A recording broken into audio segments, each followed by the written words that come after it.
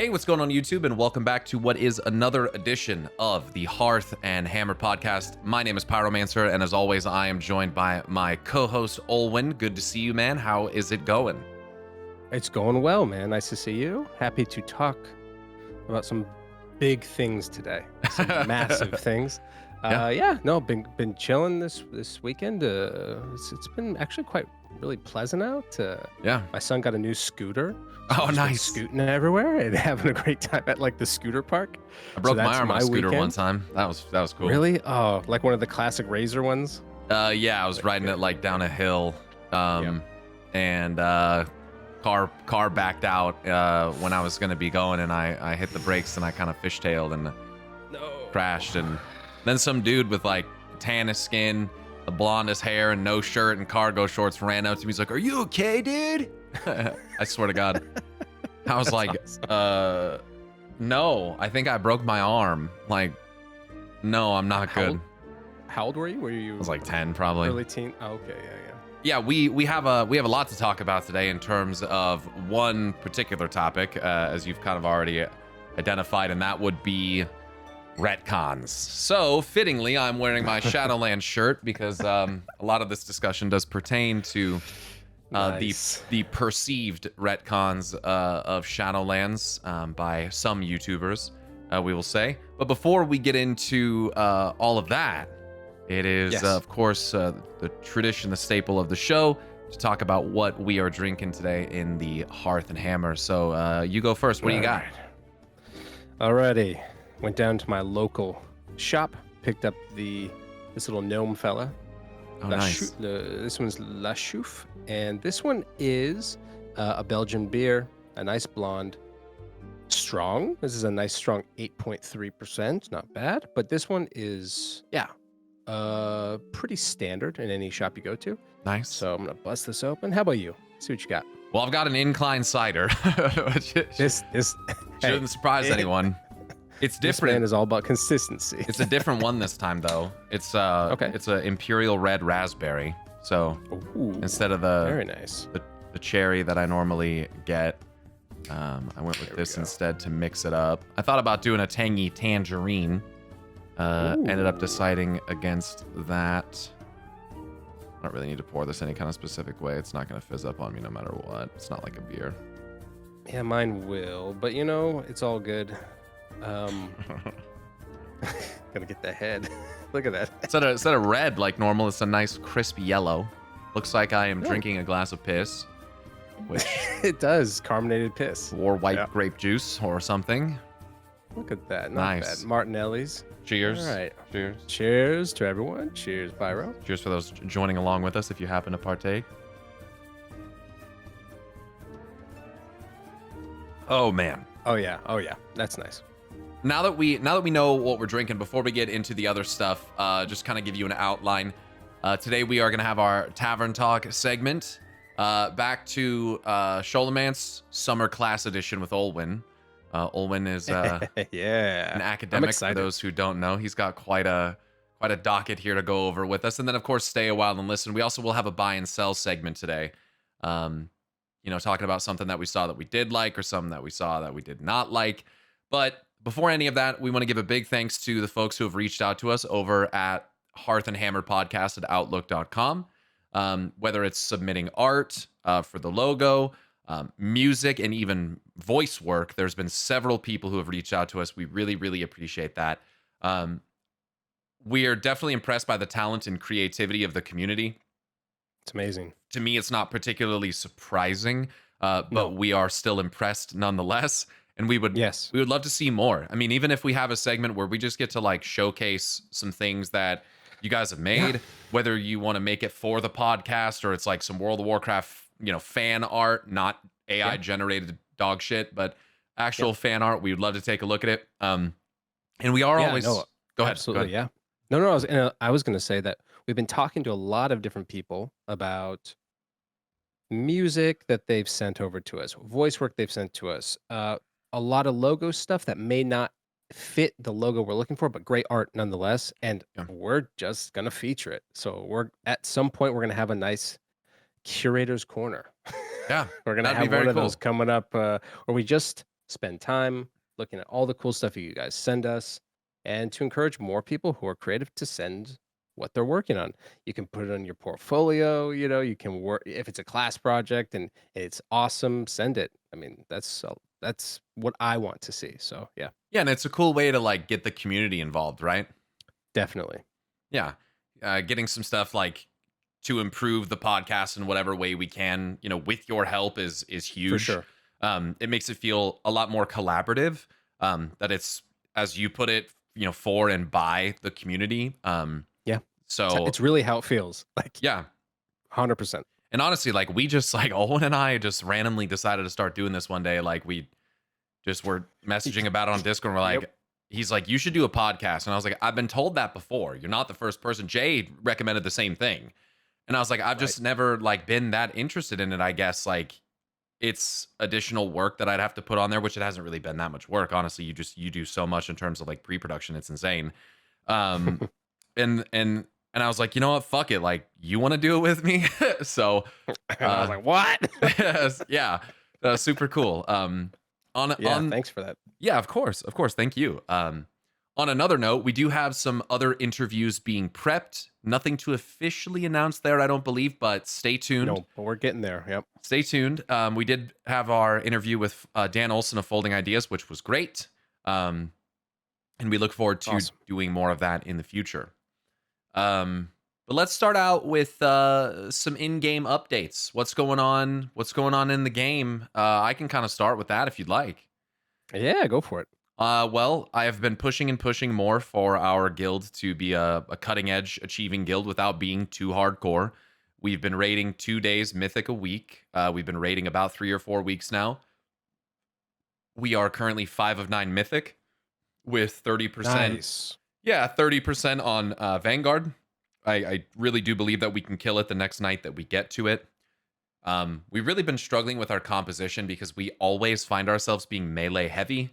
I do have some people that are willing to flex. Tag is re-rolling to a hunter, which he will be very good at. I just recruited another affliction warlock.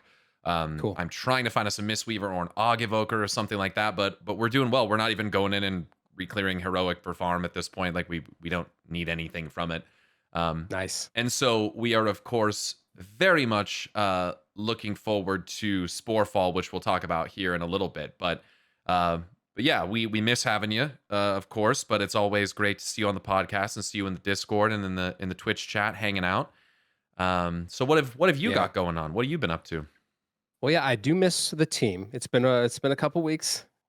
Okay, this is gonna be cheesy, but I kind of did take it hard the first weekend. I was like, damn, my homies. Yeah.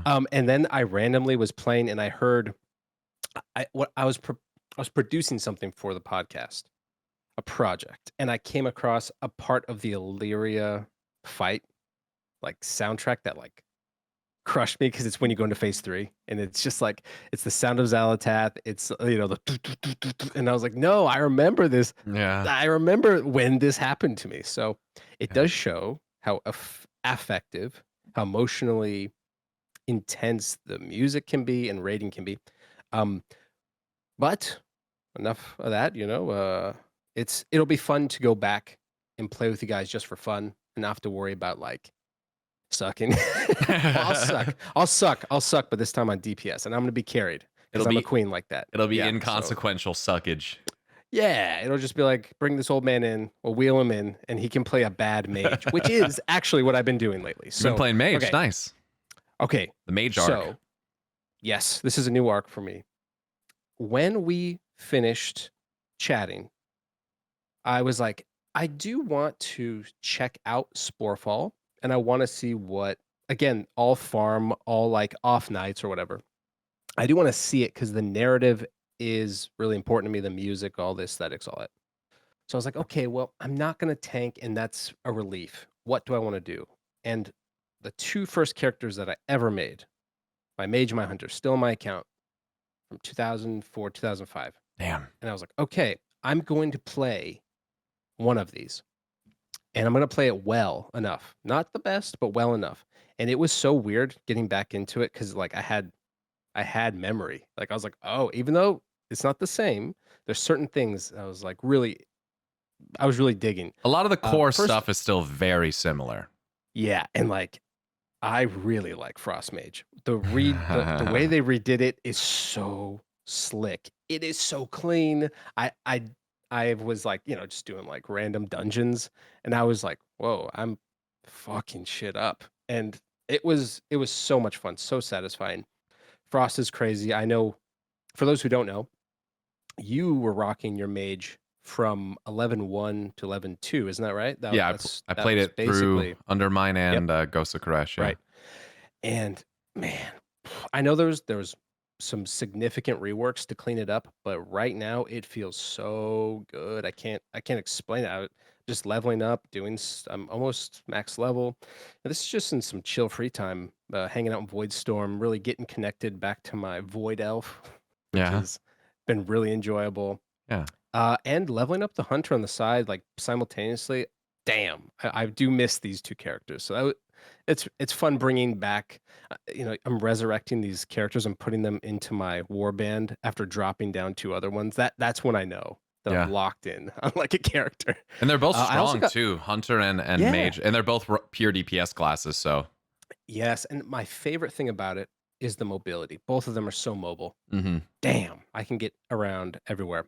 Yeah. And then I also got Dead Blanchy, which Oh, nice. tons Yeah. of people were like, "Bro, why don't you have that?" And I was just saying, "Well," because I was complaining about it at some point to the guild about, "Oh, my Death Knight doesn't have blah blah." Doesn't matter. It's a I great got it. mount. Good old Anguish horsey. So, it's so beautiful, and I'm so into the Anguish stuff, and that's actually what kind of like forced me to think about Mage again because I thought, what if they trick us? And in the .1 or .2 patch, we do get like Blood Mage, and I'll be ready. That would be So so crazy. if it happens, I will have really like this expansion will have really done it for me. Everything. You got the opening arc of me being paladin, and then just move me all the way down to Astalor, and that's what I've been up to. The Yeah, descent into anguish and madness. Oh man. yeah. So it's been really a joy to work on these two oldies but goodies. Yeah, that's awesome to hear. I as someone who, of course, like you said, played mage, there was kind of this rotation of, flurry, double ice lance. Now that's not the case anymore. No, no, I'm glad that you like it. I hear from other people that they enjoy it. As someone who was playing Frost at the end of 11.2, it's very different. I fucking hate it. I don't like it at all. Yep. The way It's that very different. the way that your stacks build, I just think it should be instantaneous. The way that it's like multiple ticks, I don't like that at all. I know how you mean. Yeah. It makes it feel like I can't react as quickly and like spend my spells the same way, and maybe I'm just bad. And I haven't really played it very much since they redid it. So No, again, this is just me, killing stuff in Void Storm and doing dungeons. But yeah, yeah, it and just feels slick. and I've been tanking. I've been playing tank. I've been Man, I've been looking over at you, and I'm like, damn, that is the way to do it. It's, thanks, dude. no, dude, it's again, this is not a glaze fest. It's nice to see one of our pallies, Hell yeah. pushing. And yeah, I was thinking about switching to Blood Death Knight though. No, I'm just playing. It's because and then you're gonna play mage at the end. Again, we're just gonna come full circle. It's just Unholy is just so fucking good. Even Frost is really good, and yeah, Unholy's really great too. Blood Death Knight's just, I mean, you get grip. It's just really hard to beat that. So yeah. Sorry about that. No, that's all right. That's all right. We have 12.0.7 coming up here as well. Now, I haven't actually looked at the Blizzard post for it, so all I know about it really is the name and what the raid is going to be. So you can just kind of tell me about that. There's some new stuff coming up. What did you see on that? So I'm going to pull it up here. Yeah. So the thing that I wanted to talk about just briefly was that there are going to be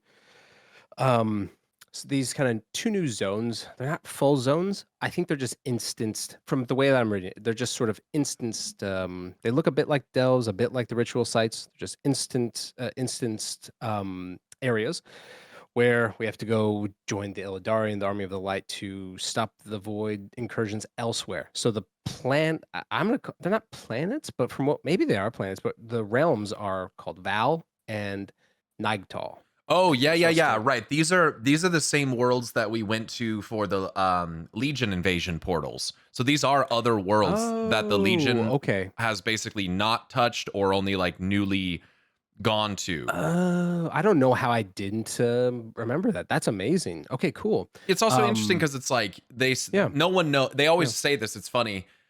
No one knows just how many worlds the Burning Legion has destroyed. And I've right. always found that a little bit fascinating because then I look at these other worlds, one of which even appears to have like some blood or old god type corruption on it, Hmm. and they haven't done anything with it yet. And I always found that a bit curious. Like they've had all these eons. How many worlds have they actually burned, and how many are left out there, and just kind of leave some questions. So I think that's really cool that they're bringing some of that stuff back, these same worlds that we stopped their incursions on. Yeah, yeah. That's really neat that they're. You know what? I'm just gonna tell you. I had no idea these were the same places. So that's excellent. Yeah. Again, for those who are listening or watching, we try to avoid as much spoilers, like as many spoilers as possible. So Yeah. it does make doing some prep a little bit more difficult, but at the same time, I think a lot of our audience is in the same boat. They do like learning when they log in. So there's nothing else that's too spoilery. No, the world of Val is like a very icy. It's like an ice planet, and I remember Naigtal that is one. I basically remember that like one. it's like fungal, Fungarian, looks like Mm. Zangarmarsh, and It's yeah. like all So purple and teal, and I remember that one too. Yeah. yeah, and basically they're just extending the same kind of like I mean, there's a normal mode and there's a heroic mode. You get field accolades, which is the same things you got in this ritual site thing, where in the incursions you. Oh, it's like that I currency. Yeah, and I hope that they actually don't do random loot boxes. I don't think they will, but you never know. And you can upgrade your gear with lost armaments, these other like things. So basically, yeah, it's all good. I'm very interested in the lore behind it. And yeah, yeah, there's some like decent recolors for like transmogs for like the sort of voidy umbral colors. So I'll get that in my void elf, and I'll be happy with that. Yeah. And there's also the Rotmeyer boss coming out with Sporefall. Now, full disclosure, Yes, I just looked up, I would just watched a video on it. Like, one thing that I am going to be willing to flex on a bit more in the future is looking up fight mechanics ahead of time. If we're going for to try to sure. get CE, it's probably good that the raid leader knows what's coming. The boss looks very easy, to be honest. Like, I don't think that this is meant to be a difficult Oh, boss. I think that this is meant to be an introductory boss for mythic guilds. I think that what oh Blizzard, wow. yeah, I think you think about it this way. If the intention is to design mythic flex in a way that allows players that can't field 20 or guilds that can't field 20 players consistently, Mhm. these guilds are very likely to have minimum if not zero 0 mythic mythic experience. experience. Yeah. Exactly. This boss is not difficult. It has like a single hit tank swap, and Oh, easy. it has like two or three other mechanics even on mythic. It's just Nice. not that crazy. So I think we're gonna kill that on day Cool. one, to be honest. I'm not concerned about that at Nice. all. But I am really excited to see, of course, how the mythic flex turns out. Now, it's ironic that this is now happening because we have 20 people on the roster. Yes. To be fair, that is with 5 trials, so it's not a small. A quarter of our raid is trials, Yeah. and some of them are And doing yeah. really well. So we will see, but ultimately, it's just like I want this to stick around if possible. I would love to be able to, if we drop down to 18 or 17, or someone maybe a change happens where, or someone gets hurt, someone just has to miss a Yeah. day or something. Like, what if Yeah. someone just has to miss Yep. a single day, and then now we don't have the people to raid, because we Yeah, don't have they an got established work. bench. Yeah, Yeah, whatever exactly. it is, someone's sick or whatever. So we're really, really excited and looking forward to that.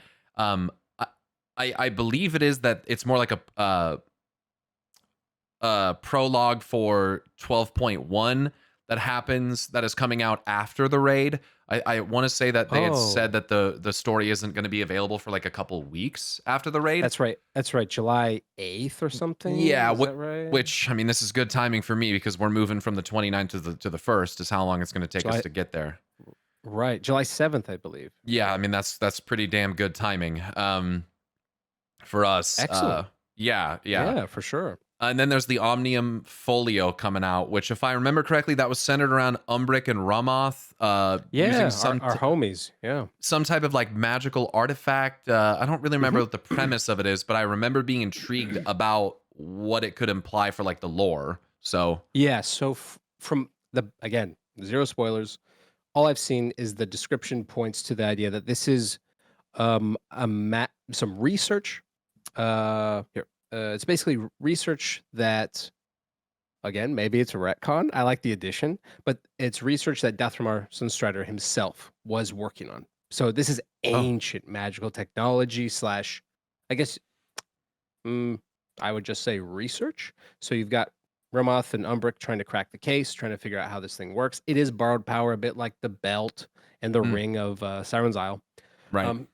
I don't really care at this point because there's a lot of hoopla about it, but I just think that there's going to have to be at some point in this incremental stage of patches, you're going to have some sort of empowerment, or you need something to keep not only people playing, but also it's a good way to boost up a character's damage. I don't know. I mean, for me, I'm not bothered by it. We're used to it. Sure. I think it's So, been relatively but, yeah. tame in the form of like Circe Circlet and the disc belt and all that. Exactly. And for me, if it has to do with the lore, again, people know this. I'm super into Dathramar. My first guild I ever made was the Legions of Dathramar. That was like, and I was a gnome, so like, there was no reason to do that. But nonetheless, really interested to see how they're going to expand Dathramar's legacy. I'd like it if they would do more of this throughout Midnight. Me too. Yeah, let's dip back into some of the more ancient storied aspects of the cultures, and it sounds like Yes. we're going to be doing that with troll questing and lore walking. Yeah, as it this is pertains to cool. the Loa stuff, which is really exciting.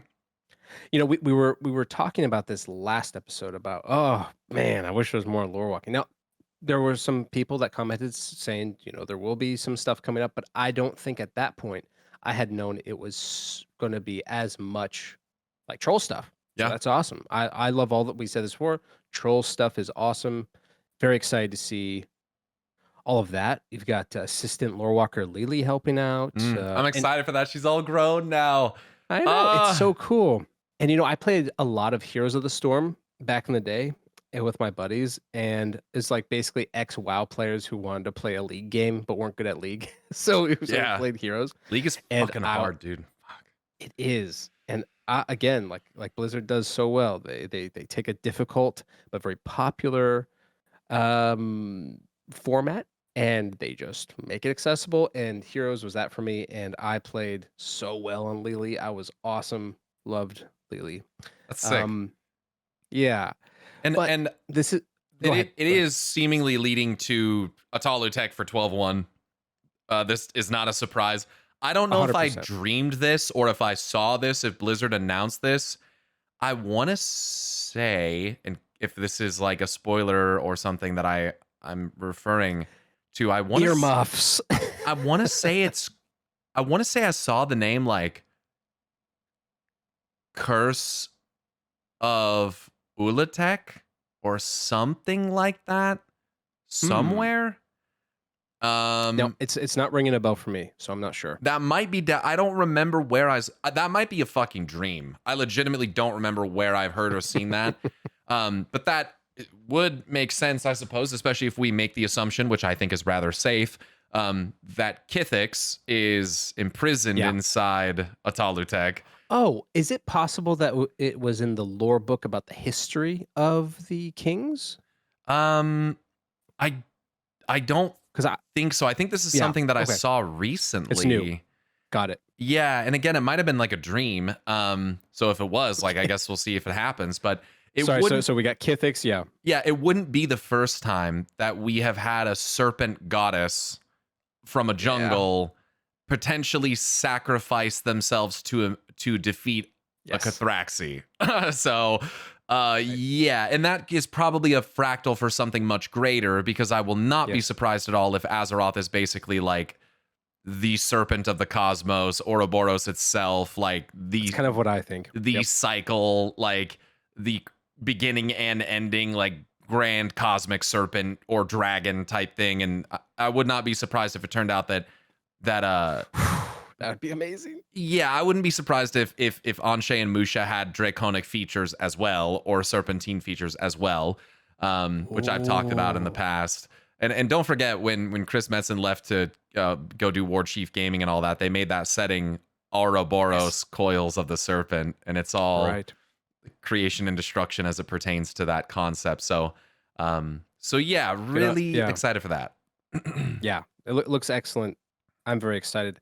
I wish we had our chunky customizations for our trolls because I would just be rocking a troll hunter because that was the first hunter I made. So, Yeah. I will. Here we Yeah, are. my first hunter was a blood elf. I think the first everything that I made was a blood elf, whether it was Nice. paladin or rogue or hunter, everything was a damn blood. I think even my mage might have been a blood elf initially. Um, Nice. so yeah, really looking forward to that. But I think that's about it for Tavern Talk. Anything else that you want to add in or that we might have glossed over? Are you ready to move on to No, I think we're ready to go back to school. all right, dude. Well, I'll give you the reins here. Take us to school here. Let's hear it. All right. We are going back to school. For those who are at university, I'm sorry, you have summer classes because you must learn about the retcon. You must study the retcon because, my friends, we have too many videos in the World of Warcraft space, the comic space, apparently Disney now. People are upset that Disney is retconning. Star Let's Wars. stop. Oh my God. Okay. I'll get to the point.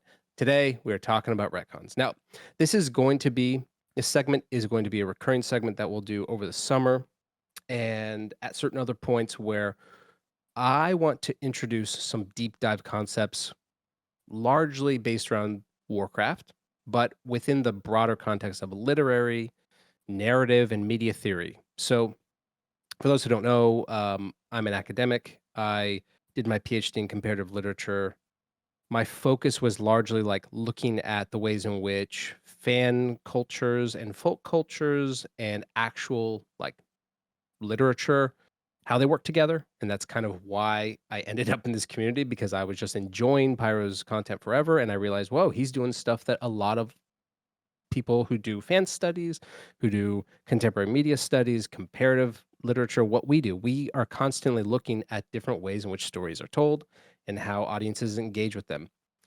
So, broadly, because we're talking about Warcraft, you have to talk about tons of different concepts. We've got to talk about transmedia storytelling, which is broadly described as franchising. Today, we're talking about retcons, retroactive continuity. We can talk about reboots, the canon, adaptations, world building, how to do world building, what the different types of ways you can build a world out through the story world, which is the stuff we know. So that's the fancy word in academia would be diegesis or hyperdiegesis, a newish phrase. I mean, it's not news from 2002, but the idea that you can build out an overworld that we don't know a lot about, but is, let's say, still important to the world. So just like we don't know everything about Azeroth, but the overworld itself is something we think about, we discuss, we speculate. Textuality is another thing I want us to talk about. So all of these different ideas, I want us to just like house here. And I'm going to do a little bit of lecturing and I'm going to annoy some people, but I hope I just am able to introduce a topic formally and apply it to Warcraft. So, Sounds good. without further ado, let's start with retcon. Now, like when I'm teaching an intro to media studies course, we have like a glossary, we have a textbook, we have essays from, different peers, and we always end up discussing how narratives in contemporary media are similar and different from oral storytelling to, stories, biblical stories, all the way up to novels and films today. And the retcon is something that is, I just want to tell everybody, surprise, it's not new. So it is largely based in oral storytelling. It's based in medieval and ancient practices. And what we call retcon is often just described back then as telling a story. Hmm. No one really worried about the fact that in the Iliad and the Odyssey, there are some inconsistencies with Homer adapting elements from Hesiod, who was the previous mythographer of his people, right? And he was taking information from, I mean, we have no idea who or what Hesiod is, maybe a group of people or a person, one dude, one woman, we have no idea. But Hesiod is basically tracking the religions of his people and these stories of Zeus and Hera and all of our friends that end up in the Iliad and Odyssey. So there are some changes in the narrative. We don't, again, importantly, in the past, we don't like back then they had their story, but we don't have the entirety of the, let's say, the whole collection of apparently 12. Someone can correct me, but I believe it's 12 books in total of Homer, and we have 2. Oh, So we're missing a little bit then. yeah. So, and this it's the same with Arthuriana. Anything about Arthur, like we have a very small chunk of what was told. Robin Hood as well. Like, so there's a lot of these different stories that we have that change all the time. I didn't realize that there was just fragments that we had. I as someone who's not really versed in that, I mean, I know of it and fragments of it, but had no idea how little we actually have. Yeah, and it's the same with the Epic of Gilgamesh. Apparently, we could have like a whole sequel. We see this a lot where our stories that used to be oral, we'd sit down and we'd talk about Anshe Musha. Okay, well, around a bonfire. How do we go from Anshe and Musha to where we are now? I mean, obviously, I'm drawing from the folk and fairy tales, but it's the same context. This is the same idea. And Metzen and his team are very aware that when you're building out a world, you have to think about it in a very practical and historically grounded way. So, how do people tell stories? Well, it goes from the oral to the literate to the literary, printed, and now the digital, and we're getting closer to the virtual. But broadly, these are our forms of communication, and sometimes we lose stuff and we have to make stuff up. And some communities and societies really care about, we need to make sure everything is on the books. Early Christianity really wanted everything on the books. Yeah. But there's tons of books we don't have. And that's by the choice of the church fathers. And that's also because we lost it. So when people bring up the book of Enoch or the book of Deborah, some of these other books, they're like, whoa, dude, this is crazy. Why is there aliens? You know, I mean, they're not aliens, but why are there these supernatural beings we haven't heard before? Or why are there different versions of Genesis where you have stories of dinosaurs and giants and all this crazy stuff that the Anglo-Saxon people, 900, 1,000 years later, were like, oh, that's cool. I didn't know there was giants here. So they come up with their own Christian stories that have to do with giants. Yeah. So again, my broader point is this is historic. So let's just chill. It's okay. And not everyone has to know everything. That's like the coolest thing about this. We're starting off on the footing of like retcons, retroactive continuity is when you change a text, you add something to the text, you change the canon or whatever the canon is described as, the framework, that substantially changes the outcome of that narrative. Now, can I ask, any questions? Yes. Yeah. So, do you think that, and maybe there's a section about this, I'm not sure, but do you think that sometimes, especially when it comes to like understanding the context or subtext of information that's given, especially as like when it's provided from the perspective of an in-universe culture or character, that sometimes there's a bit too much of a focus on that as like guaranteed critical information rather than something is an interpretation that like people consider things to be like definitely canon that no one ever said was like, this is, because I think like this is 100% canon, because I think sometimes people, they'll like read, let's say, The Eyes of the Earth Mother, and they take it quite literally. And they interpret that as like, this is 100% factual canon. And I think sometimes that gets lost of like, this is like an ancient story.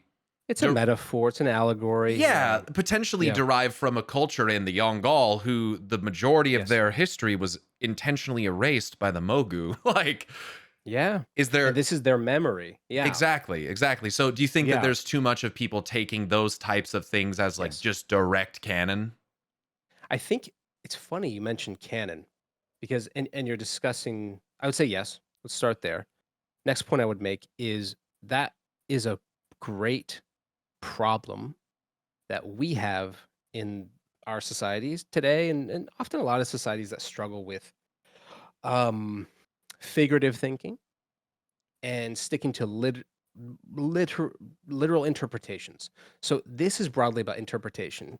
So okay, today we're talking about retcons. It doesn't have to be so serious, but if we talk about those who first interpreted the Hebrew Bible, the Torah, and they were Greek converts to Christianity, there were things in there that they were like, there's no way that God would have done that, or God didn't really do that, or some of these great prophets, I don't know if they did that. Their interpretations could have been, I don't know, maybe not. Or some would say, like I think it's in the first gospel.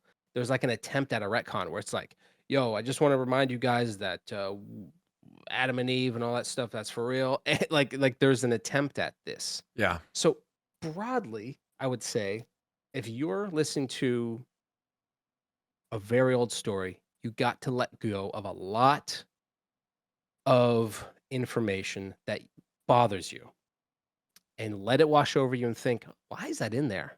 Mhm. I don't get that.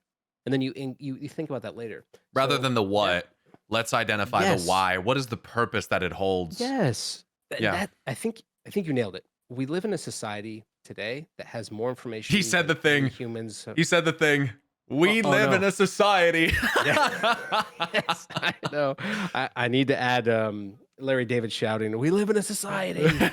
Um, it's very Costanza of me. I have some Costanza. I've It tried to. I've reminds me of tried like Bernie Sanders type of like, totally. That's what we it is. live It's in a it's society. but that's that's the yeah that's West Side Jewish Americans, yeah, in New Sure. York City. No, it's like what I was saying was this idea that like we live in a society where we're overwhelmed with information, but our interpretation skills are like probably like at their lowest point in the modern era. Now, I could be this might be a crazy thing to say because then people say, well, how is that possible? We have so many tools to interpret things. But broadly, I think back then when you would just like sit down and you're bourgeois, you're middle class, you were able to read, by the way. Let's remember that. Hmm. But you sit down, you're going to read Charles Dickens by candlelight. You didn't have anything else to draw from. It was just, all right, I'm reading this. There's a lot more If pure you're of an in, interaction. it is, and it's singular, and it's Hmm. you and your thoughts. It's not what's Jim think about this next story. Now, certainly as time went on and there were literary salons and people started talking about criticism, that was interesting because you had people who read a lot and then wrote a lot about reading a lot. That was interesting. That's really cool interpretation. It's so interesting to The think pr- about that as like a new thing too, because it's so right. common now, but the actual Yes. like integrity or purity of that criticism is Right. perhaps not the same as you're I suggesting. I have an argument that we live right now in the digital age. What we've picked up in speed and ease of information, we've also lost in the slowness of interpretation. So, like, I think I said interpretation twice. I meant to say information, then interpretation. So, for example, I notice this with myself when I'm doing anything that's academic. I notice I'm going really fast to get the project done because I have a timeline. A timeline is based on my career. It's based on deadlines and life stuff, but it's because we got to get this thing out because the more you produce, the more that university department will say, here's more stuff for you to do, et Mhm. cetera, et cetera. Now, uh, the thing is, when I slow down because I'm on a vacation, which is coming up for me in a couple weeks, I realize I make the biggest like revelatory like breakthroughs, and it's me sitting on a train thinking, oh, dude, I do this that's same what that shit. thing. I We do need that that with WoW quiet, you videos. know. It's Yep. like there's a lot of times where Yep. it's like, okay, I got to make this video. I make it in a week. I put the script together. I get the recording. I do the editing, and then I'm watching it back after I publish it. I'm like, fuck. Yeah. Yeah. Like, And, I did not think of that. right. And the iterative nature of interpretation and theory as well is like you have to build on people, and then you have to say again, this person said A, B, or C. I'm responding to A, B, or C. I agree, disagree, or want to go a different direction. And because of this, like when we go through that, it takes more time. But if we're just like boom, boom, boom, this is what I think. Here's why. Move on. I think we do lose a little bit of the figurative, I'd say the more abstract way of thinking about information. Got to let the So focus go a little bit. yeah, and I've noticed this with students, and so this is a quick anecdote, but I noticed that I started teaching in 2011, and my students then You could would have be taught reading me. the I Odyssey. hadn't even graduated by then. Holy It's all good. shit. I'm an old man. Dad, is that you? Oh my god. Oh my god. They're all gonna say it now. They're People all say we gonna look say related. it. Yeah. Well, hey, listen, we got that Celtic blood in us. I guess so. Yeah, th- certainly Welsh as a last name is. Yeah, that'll there you do are. it. And I'm a Scots. I'm a Scotsman. Yeah. What I see is students from 2011. So this is pre like they would have been like 18 to 20. Yeah. In an intro course about literature. So let's say we're covering Odyssey, which we did, or I've mentioned this before elsewhere in our Discord or elsewhere about Paradise Lost. We'd sit down and we'd read it. Sorry, And I remember there'd be need to read that still. Yeah. You will be blown away. Like again, I keep telling people, but like that dude was on something. Yeah. John Milton was he was interesting. So like when I say to students, okay, here's maybe a bit of a better example if we're talking about like sort of lore, right? You're sitting back and you're like, okay, guys, we're gonna look at the Iliad. We're gonna look at the Odyssey. We're gonna read this section. Hera gets mad at Zeus for A, B, and C. Now, Yeah, because Zeus is a cheating piece of shit. Right. Okay, so this is good. Students will say to me, man, fuck Zeus. Man, just fuck him. He's such a misogynist. And I'm like, yeah, that's true. Yeah. Now, so they would say that back then. Fine. It's all good. They would say that. But then I'd say, okay, but what's the point of this era? Like, okay, why does it matter if, let's say, Odysseus is cast as kind of a problematic character, but because he did what wrong? And they'll be like, oh, I don't know. And then I have to say, well, it's because he didn't do A, B, or C. That's contextually based in his like society. Like maybe he was too hubristic. Maybe him defeating, the one-eyed Polyphemus. Maybe him shouting out that he is the smartest man on the planet is probably the best idea. And so the thing is like when I'm talking to students, here's my point. In class, we'd be talking about this, and I'd be like, I want you to get the cultural background first, historical stuff that you can, because it's an era we didn't live in, but you get the best you can, and then I want you to like analyze why is it that we see metaphors, we see repetition of certain names, we see colors, we see all these different metaphorical poetic devices. Why are we seeing all this right here in the scene, which is basically a soap opera? Like, what is the deal? Because otherwise, you're analyzing it in the modern context without the understanding of the meaning at the time. Correct. And the literal interpretation. Because you've mentioned this with fractals, but we see this a lot in ancient mythology. Repetition is nonstop. Nonstop because they had to tell that story to the next person. And they had to tell that story to the next person. So I'm going to go to the tavern. I'm going to tell this story about Beowulf. And I'm going to tell the same way that I'm going to tell it. But something changes. Always. Something changes. And then what's even cooler is we start seeing these retcons, which are actually like this stuff happens over time. You start seeing this in a lot of like Native American societies. So like I was doing a lot of extra like hunting down for research at a certain point about like the Hopi sun god Tawa. Okay, very cool. Her and like 3 other deities create the world. But the way that they're described is like 4 people hanging out by a campfire. And if I were to literally tell you the story, it'd be like, oh, that's like, I don't know how cosmic or epic or like, why is it so bare bones? And the point is not about these 4 characters hanging about arguing who's going to do the first thing to create the world. It's just a part of that context. It's a part of the storytelling that they're trying to work up to explain why people are the way they are, Mhm. why the sun works the way it does, why we have droughts, why we have wildfires. Why there is So winter? correct. So this is more of a figurative approach. The literal is important for certain things, and I would say like I have to know plot points. So it is important to know what happens in the Odyssey. I keep bringing it up because the film's coming out and everyone's talking about it. I'm So really I excited for gotta that. know That's what. Matt Me Damon, too. right?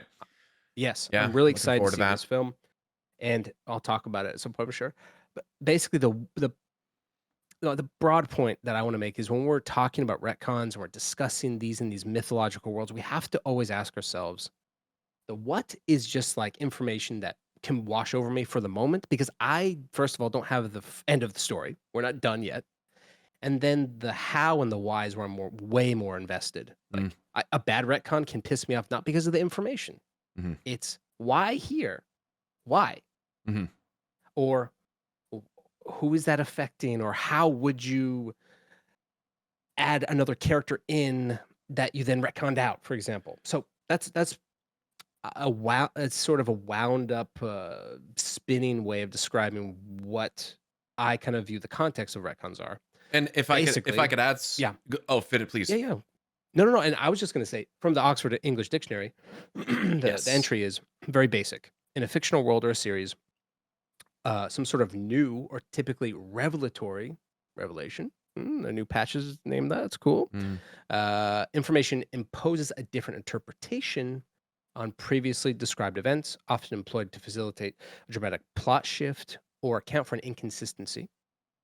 That's all good. And this is the thing for me that I'm most invested in.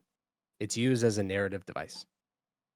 So it can easily say, oh, we made a mistake in Batman number 742, or Batman, he gets shot here, and then he loses his ability to use this arm for a whole arc. We'll fix that, and we'll say actually he bioengineered it, or his arm didn't blow off, and instead it's that. That's the typical plot retconning. But I want to point out something really quickly with like contemporary retcons. Broadly, I say broadly a lot. I apologize. In general, this just includes adding, subtracting, altering narrative content and information for the sake of continuity and some sort of narrative wholeness. It's okay if we retcon. It's all good. It's a part of the narrative process. It's how, when, could even be like sequence, like how many times you do it. If you keep pressing that button, does it get stale? Yes, Sure. it can. So soap operas do this a lot. Telenovelas have to keep doing this nonstop. So, yeah. Oh, any thoughts?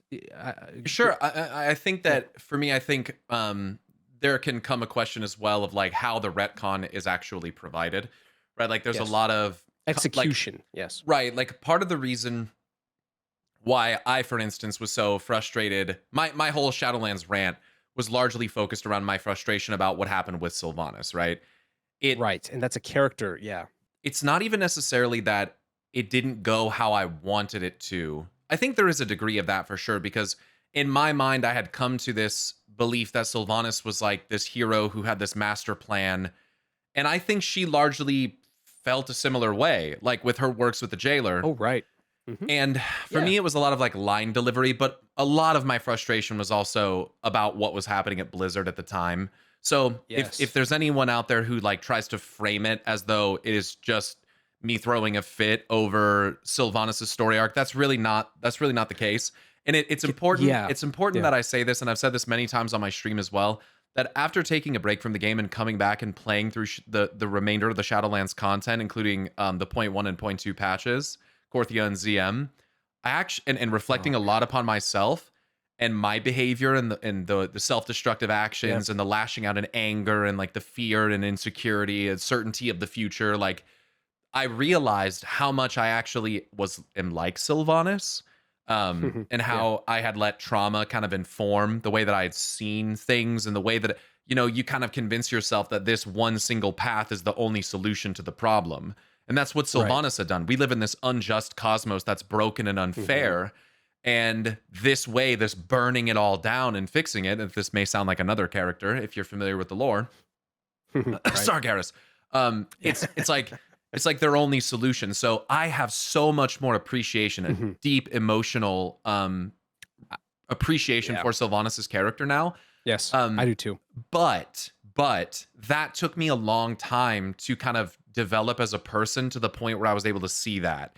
So yeah, what I'm so that was a personal experience. Yeah, very much so, very much. And I love Sylvanas. Like she is like same. I say Sargeras and Illidan are my two favorites, but frankly, Sylvanas is like it's probably Sylvanas. Like she's just she's so amazing. cool. Her story's so traumatic and just tragic. And I just the point I'm getting to is that I think it can definitely how retcons are perceived, which I know is the next part you're going to get into, can often be kind of dictated by how they are provided, right? So this is in like a short sequence, which now I watch the cinematic where the jailer gets his armor back and all this stuff, and I'm like, dude, that guy is fucking aura farming and it's sick. And the way he catches the arrow and shit and is like, pity. I'm like, dude, this is fucking sick. Like, this is sick.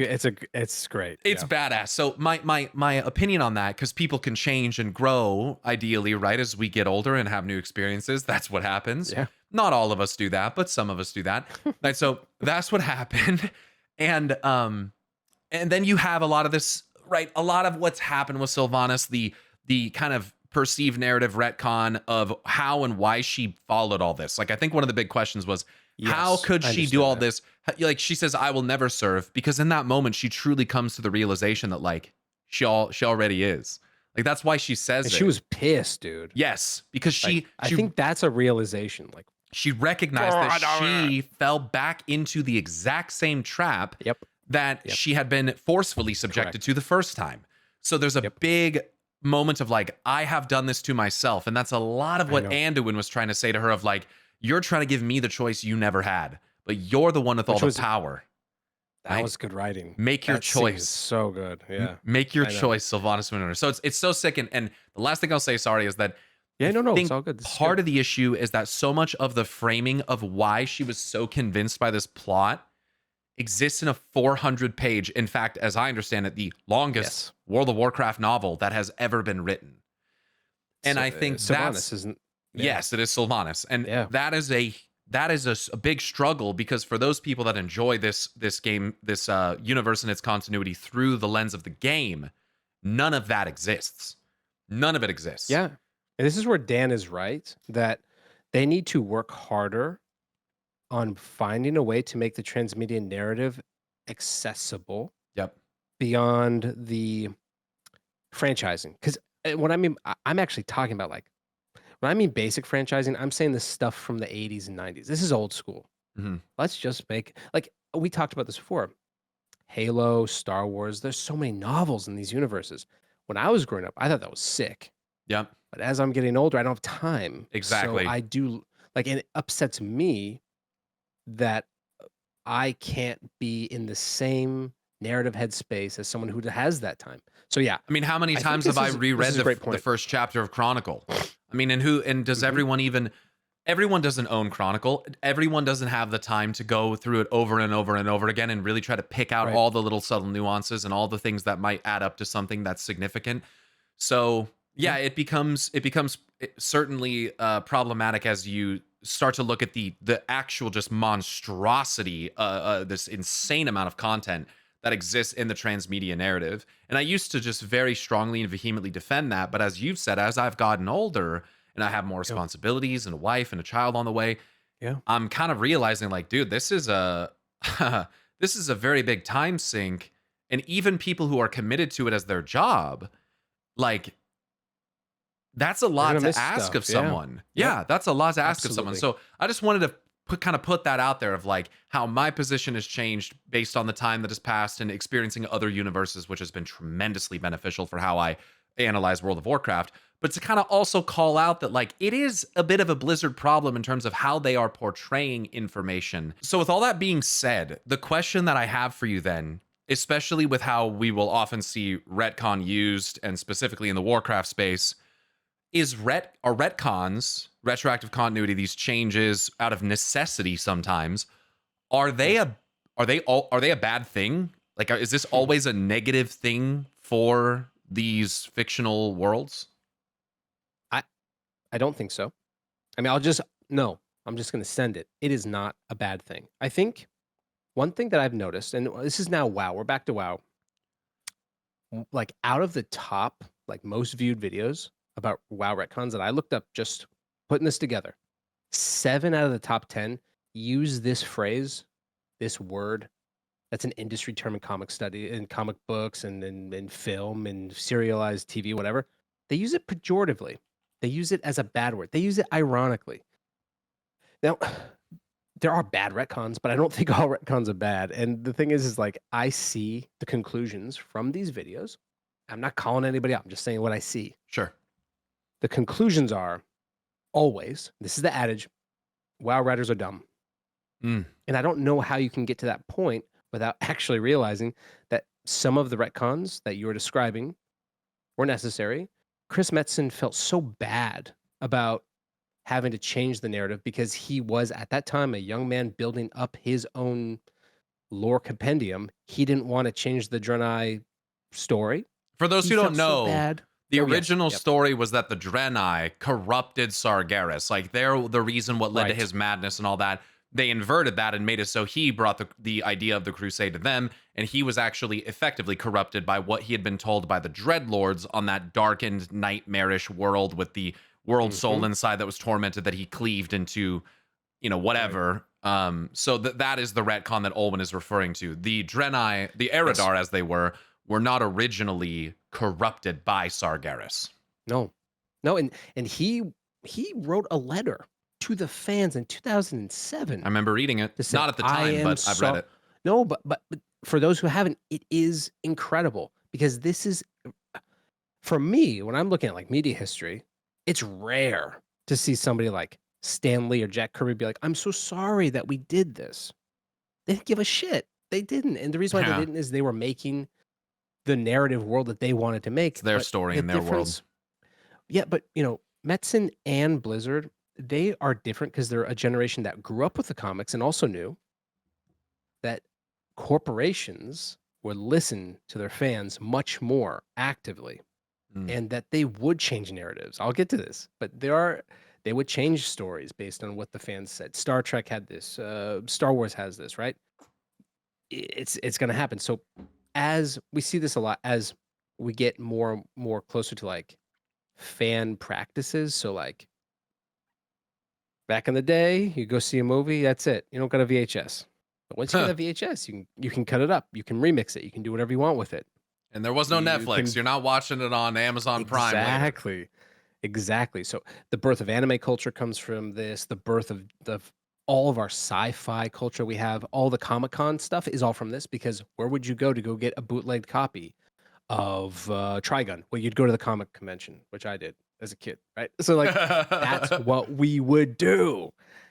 And I'm an old man over here. So what I would say is like retcons are not bad, but they do come from, again, I mentioned the literary world, but it's also like, again, it is rooted in an old fan practice. And to see somebody like Metzen, who, dude, come on, you've seen him, he's full of confidence and pride in what he's building. And I'm not saying pride in the wrong way. Passion. He's so happy about what he's building because him and his friends want to make something that they love. By the way, it's not the best thing on the planet. He's stealing stuff nonstop. He doesn't care that he's got pop culture references and Warhammer and every mythology.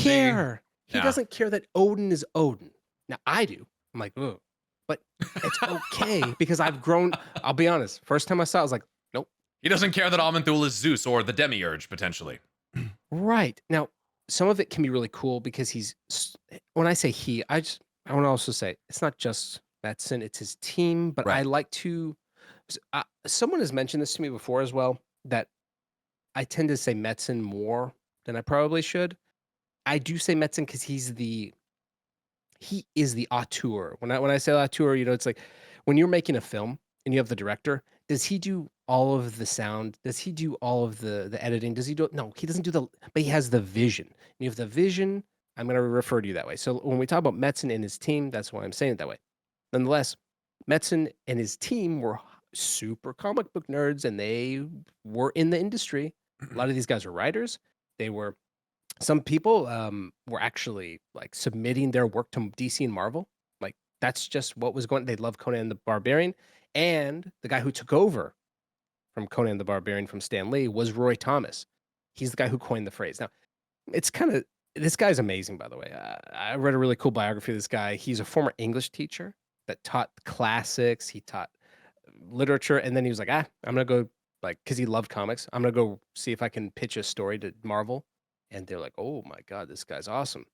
So he started writing some of his best stuff in the 70s and 80s, and in his series All Star Squadron from 1981 to 84.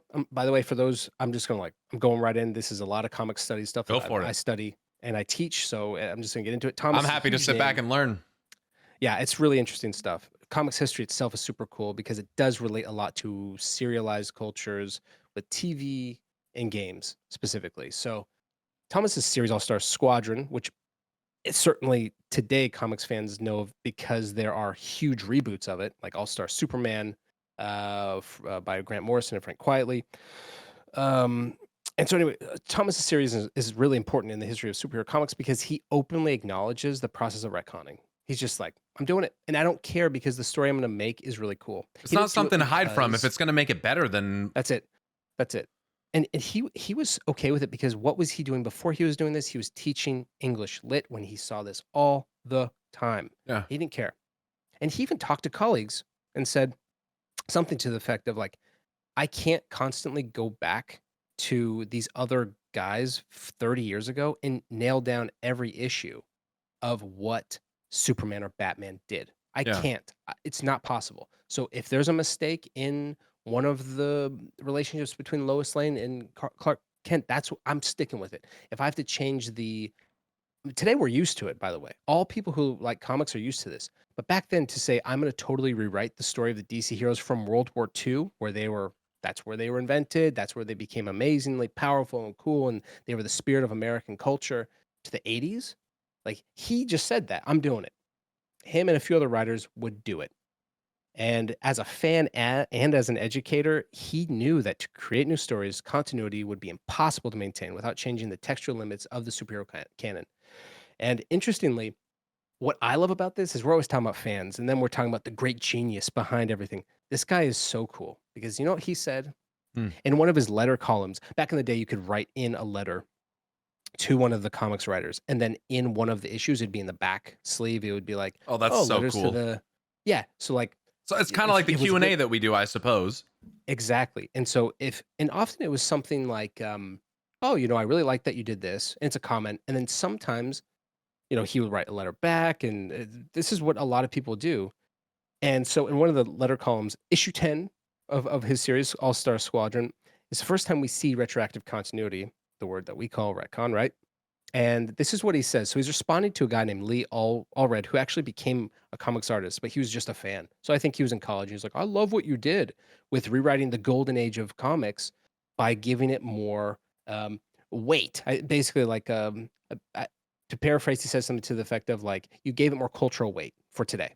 For people today, it's not the same issues of fighting the Nazis. It's Cold War. It's cultural uncertainty of where the U.S. stands in the 80s, and also just the joy of the 80s because new technologies and everything was for these fans rising. They were getting more access to technologies, and they were getting more access to forums for them to spread their fandom. Right. So they're looking for something that reflects that for them.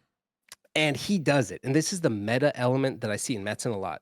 He sees the narrative and he says, okay, that's a tool. Let's narrativize the tool, which is I love it. It's so cool. So this is what he does. He says, so he's responding in a cheeky manner, responding to himself as Roy. He says, as Roy himself, myself, is trying to do, we'd like to thank an enthusiastic all-star booster at one of Adam Mallon's creation conventions in San Diego. One of these guys, the booster, one of the fans came up with the best name for it is retroactive continuity. And he said, that has a nice ring to it, doesn't it? So he's responding to this fan by saying, another fan told us this, and we like it. I think that is so interesting because he's not taking credit for it. First of all, it's really neat. And he's also just saying, isn't it something we do already? And afterwards, we're just identifying it with the phrase now. And you said that was in 1983? 83. That's not that long ago. No, and that's the thing that for me, I'm born 88. I constantly was living in kind of the shadow of 80s culture through my older cousins and all the older guys that my neighbors. And so I had a residual sort of shadow memory of a lot of different things that were a bit older. Grew up a bit poorer too, so you didn't have the Relatable. most emergent culture. Yeah. So you had to kind of take what you have. Yep. And I was really into this, like this kind of world. And I'm still very fascinated by this era. But because of this, right after for comic fans, one of the big like changes in the universe to shake up things, to bring in multiple dimensions and multiverses, like the origin of the multiverse is 85. So one of the great arcs in DC history, some people don't like it, but I think it's very interesting.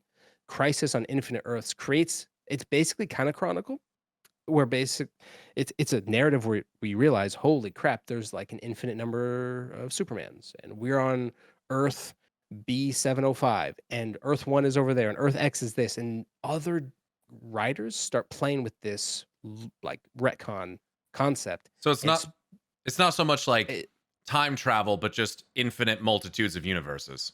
yeah, I mean there can be time travel, but Oh, there's okay, also okay. stuff like you're gonna get like a whole new like host of characters. You're gonna get like at some point later down the line, you're gonna get different characters who are going to be the foils or the actual opposites of Batman and Superman. So like Ultraman is this bad dude, and he's gonna be the opposite of Superman, Ultraman. and he's cynical, and he has the same mentality as a banker, right? He's just brutal, he's cutthroat. And so It almost this sounds is an like a interesting moment. fractal, not necessarily just a repeating pattern, but with variation additionally Yes, as well. And but you and mentioned this. Yeah. Final Fantasy 14 kind of does this with its alternate reflections, Yes. wherein like they are mostly the same, however, with sometimes very big differences for what the hero character or this region or what Yeah. that region does, but Right. it's still the same Right. framework. So that's yeah, it's same kind Right. of thing. So Thomas was not the one to invent the crisis, but he was in the company at the same time. He was pitching, I mean, not pitching, he was finishing All Star Squadron. He was working on other projects. And so when the crisis on Infinite Earths happened, again, I'm just going to be simple and say it's kind of like Chronicle. It shifts the perspective Mm. so much so that you have a whole new group of writers and artists entering the fray. You have more science fiction stories. You have less of the death of the characters, which is one of the great failings of the 90s um, sort of narrative arcs, is that every issue between 1989 and 1995, 97, Spider-Man's died. Again, oh my God, death of Batman. Bane kills him, breaks his back. As Really? if that's the No. most impactful conclusion that you could come to. Right. And You're kind of this, losing there's the a essence of why the story's being told. exactly, and you're missing the point of why we want these narratives, and these writers were I mean, I'm not gonna say who it is, but I am very close to someone in the industry, and he's been working in the industry forever. 2 guys actually, and they have told me that that era was very sad because it was an era of cynicism. Mm, Let's just get shock value. yeah. Um, the artist would say, "Yeah, let's get anything that's big, scary, beefy, intense, bloody, gory," and the writers were dipping into their bag of like negative. And when I say negative, like just so depressing, like these narratives that we've talked about before about old WoW, which is the Gen X kind of like Rage Yep. Against the Machine stuff, where it's like, Yep. oh, the whole planet was raped and pillaged. It's like I don't want that. I like for That me there's as a a definite resurgence yeah, of that right now. That's right, I think yes, that right there is yes, what some people are wanting from the WoW narrative, and it's like, but yeah. what does how what purpose is that serving? It's a tonal shift because of our social climate. So, like, in there is this generational gap often between those who feel a sense of prosperous optimism and those who feel a sense of nihilistic loss or Yep. listlessness. There's Yep. always this. In American culture, it's accelerated because we have an uneasy democracy that's not always on like, it's not always working. We have a world economy that's always up and down, and we have a group of people who are educated and cultured differently each step of the way. It's a The bit thing that, like, kind of unstable in that way. right, in every 80 to 100 years, these generations kind of flop and swap, and you've got a group that is during the 60s and 70s full of hope because the idea is we can change the world.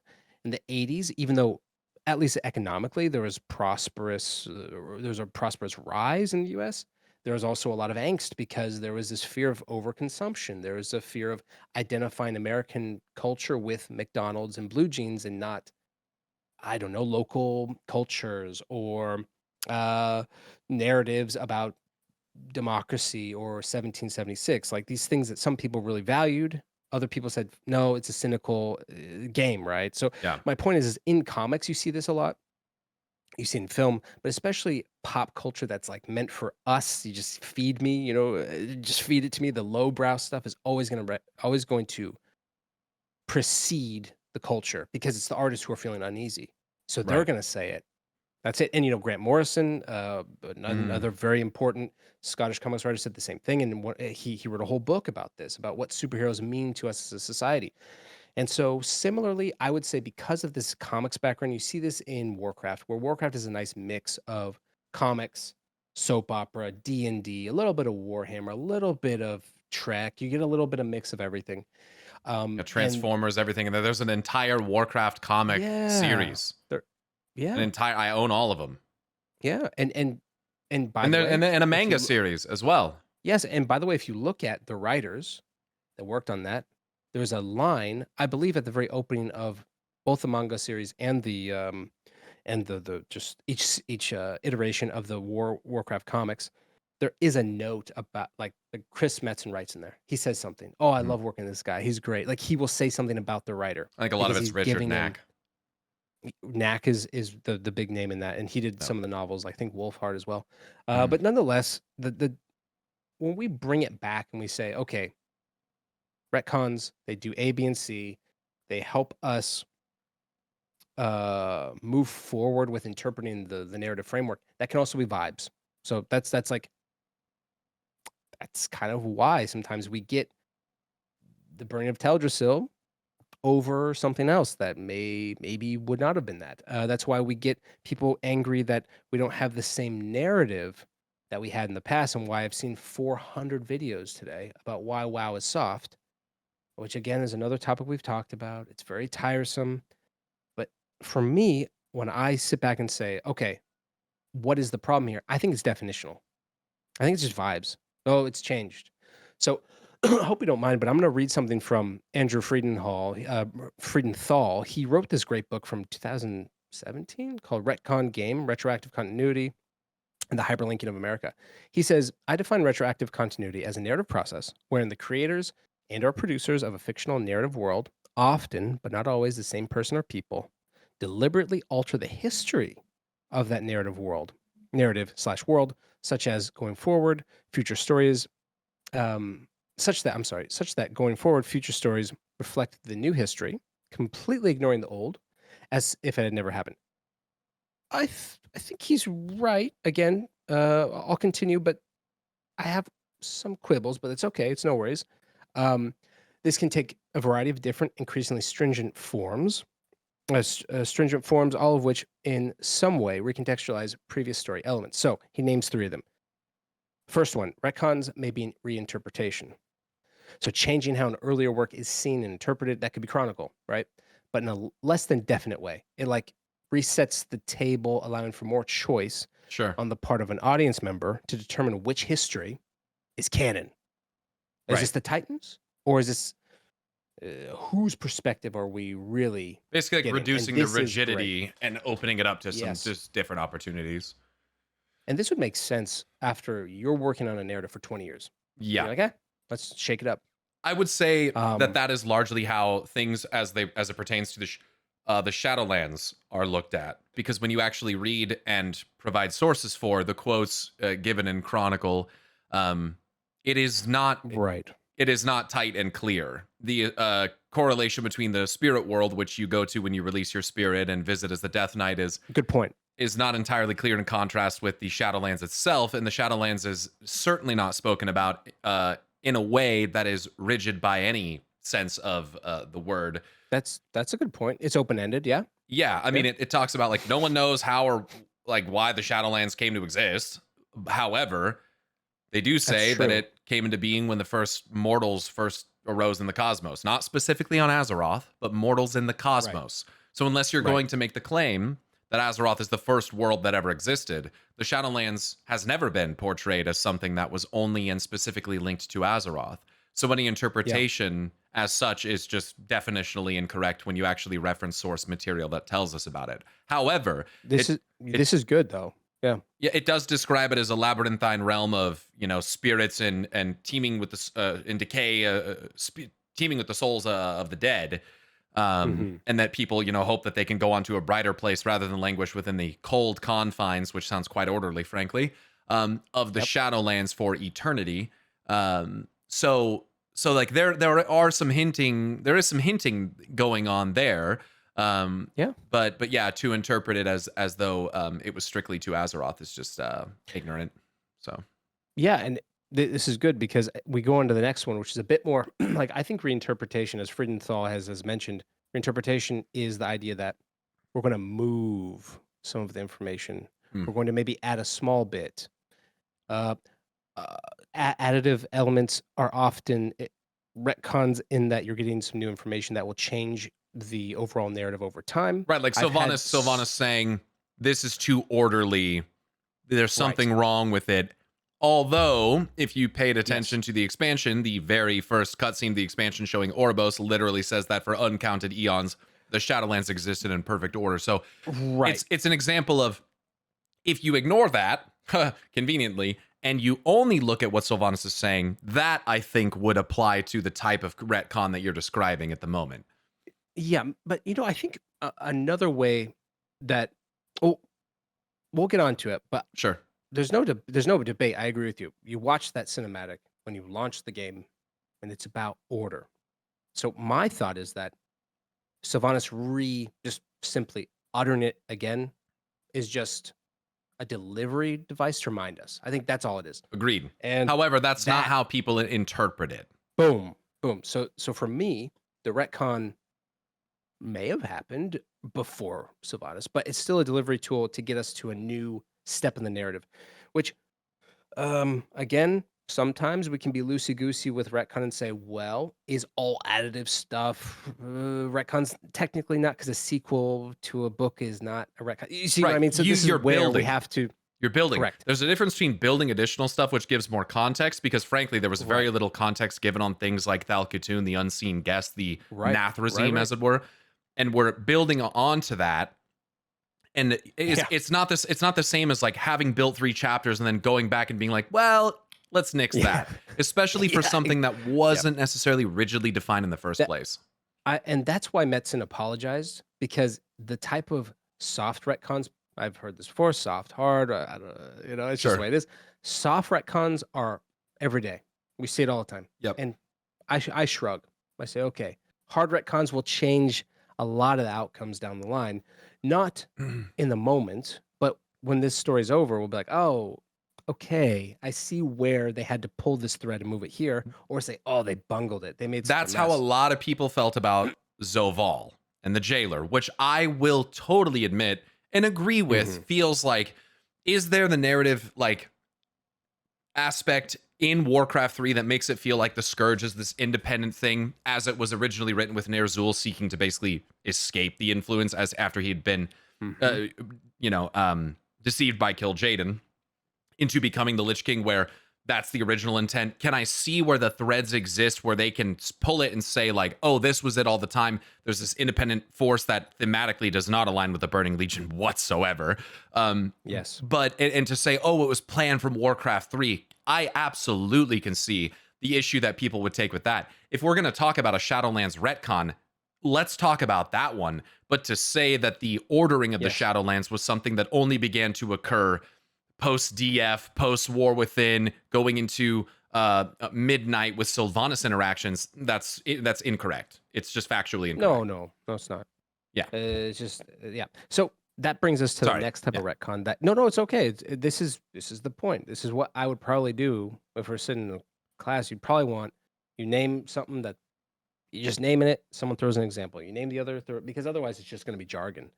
So like if a retcon is interpretation, We have that those ones I'm the most comfortable with because I can deal with interpretation because that again is a bit more figurative. It can be poetic, it can be allegorical, it can also just be straight facts that help you down the line, like down the path. Okay? Next, reinscription. This one's interesting. A retcon may be reinscription, which is a more solidified change to how an earlier work is viewed concretely and canonically, changing that work's meaning going forward. So this is going to be a reinscription of the Draenei. That's sorted. That's done. Right. Now, it's not the direction from which we're looking at it. It is literally the events themselves and an alteration to them. Is that correct? And that is just that's like data. That's like info. Right. You know what I mean? That's not going to be about, oh, we're going to interpret the perspective of this character and this. No, it's very objective. It's very often. It is incredible. It's just data. Yeah, exactly. Right. It's information. It's objective. Okay. And at its most extreme end, which we have seen, I'm trying to. Well, think about it. We'll talk about this one. This next one's interesting. A revision. That, I mean, maybe the Draenei is a revision. These two are close. Yeah. The Draenei is very close. I see that now. Maybe it is a revision, but at its most extreme end, retcon may be a revision wherein an older work is not only viewed differently, but even altered through republication, editing, new editions, and so forth. Basically saying that was bad, right? That's not the world. Such as the material text itself is now different from the physical world, not just the minds of the characters, the audience members. So this is basically invalidating, like, if there's a piece from Warcraft 2 of lore that is just, we're never going to see that again. We're never going to talk about that again. Like when they used to refer to the light as like God, like there was a scene. They said God, they said heaven. Yep. Right. That's gone. Yep. 100% that is a pure revision. Yep. That's the best example because Metzen had a lot of working drafts of Diablo scripts within Warcraft. And as someone who was a bit of a rebel and rocker raised in a family that was, as I understand it, quite aggressively religious, it's not surprising to see those themes come out in his work, specifically in the case of Diablo. And this is something I talked about on my stream yesterday, where it's like, you should not be surprised that someone who felt that the religious institution was basically being forced upon them would come up and grow up to write stories that are rebellious and reframe characters that you might at face value interpret as like Satan or Lucifer, and reframe them in such a way where like, it's not quite the same, or to challenge that kind of established order set in place by religion, or the fatherly figure, so to speak, that might not have been the most appealing to these young men at the time. And I agree. And one thing to add on to that, I've always thought Metzen, I'd say Metzen especially, when he was young, he read Tolkien all the time. Mm-hmm. And I think there were moments when he was in his D&D session and he thought, what is the drive of an orc? Like, what about goblins? Are they just monsters? And I'm not speaking like Warcraft. I'm actually saying from the lore of Lord of the Rings. Now, again, I love Tolkien. Same. But most of what we're working with Tolkien, beyond the storytelling is awesome, but beyond that, he's drawing from his Catholic beliefs, and people who want to fight me on that, I'll fight you. It's very interesting though, because in a letter to a friend of his, he very much very much insists that it is not meant to be allegorical. It's not supposed to be, and the opening of it's not meant to be allegorical, which I think there's a degree of like inevitability in the interpretation that it is. And he's not as bad as C.S. Lewis, right? He's not as bad as Lewis. No, those and that might have even been whom he was writing that to. It was.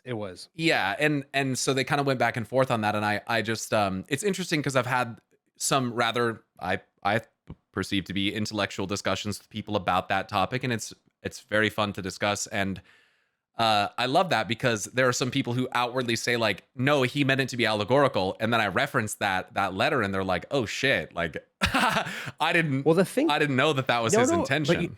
But there are scholars who are saying he's lying because he says stuff. For example, I'm not using war allegory. Bullshit, dude. Yeah, there's no way.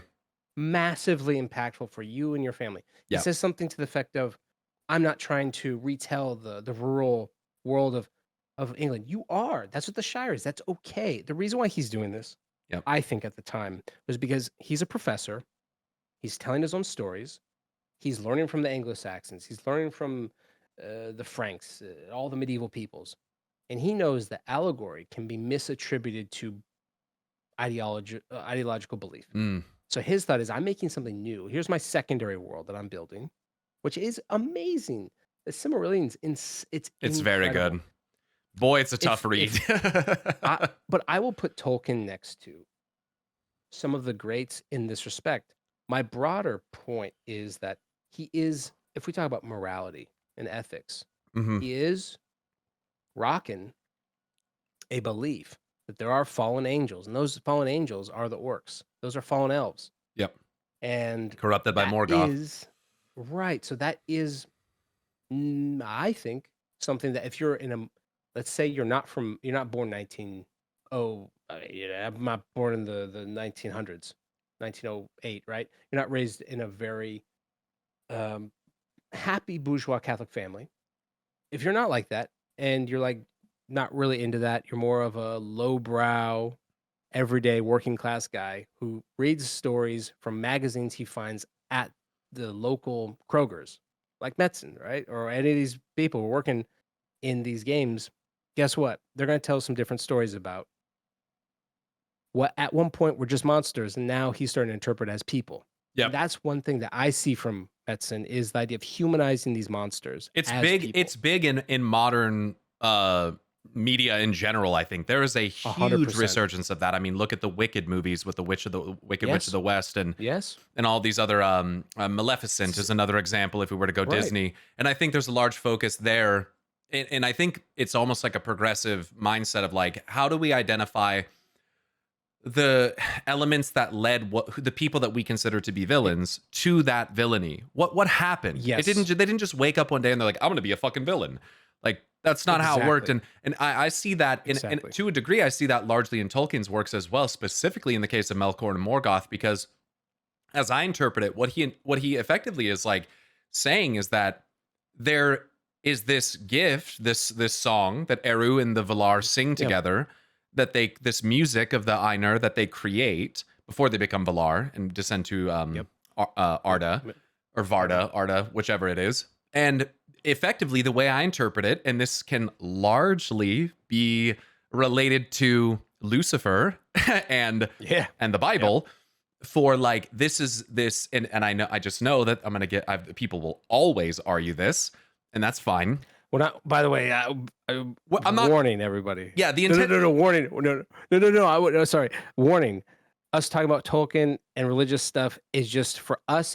We're drawing from a secular. This is a mythological literary reading.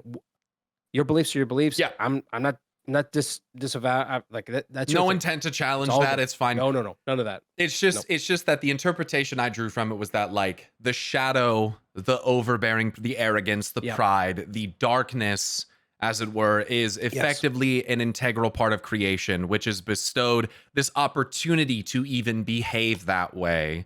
And people will relate this to the original sin and all that stuff. Again, whatever, is something that is only possible due to the actions of Eru. So it's very intriguing to me because it's like you can basically, I felt that Tolkien was framing Morgoth and his actions as an essential part of Eru's plan for creation. Oh, like, yeah, for sure. And it wasn't something where he didn't expect it or it acted out of it. Like there's a reason that the Valar didn't know Eru's long-term plan. There's a reason that the Valar were not informed of that man would rise and be what they were. Yeah. Like you got at this point you got to read John Milton and William Blake, because these two are cooking this. This is I'm telling you. Sorry to interrupt, but this is exactly what they're rocking. No, I love it because it goes into Eastern philosophy, the light and the dark together. Go ahead. They're doing what? No, but this is it. It is inevitable to have these forces in this cosmos. It's how we deal with them, and that's the bigger point. What I was getting to was just the simple idea that I do think Metzen is a man of his generation, Gen X. Yep. It's a generation that said F you to the boomers, said I'm not about that. I'm not a conformist. I'm going to do my thing. And that's kind of where they come from in this world. This is broad cultural generational, I guess, generalization, right? But I'm interested in the idea that these changes over time are a change in attitude. And so That I don't know how we got on that, but it's a good discussion because it brings us to sort of how we end up in this world where we start saying retcon bad, retcon good, because when you look at these people who are actually making the stuff, they know they have to change this over time.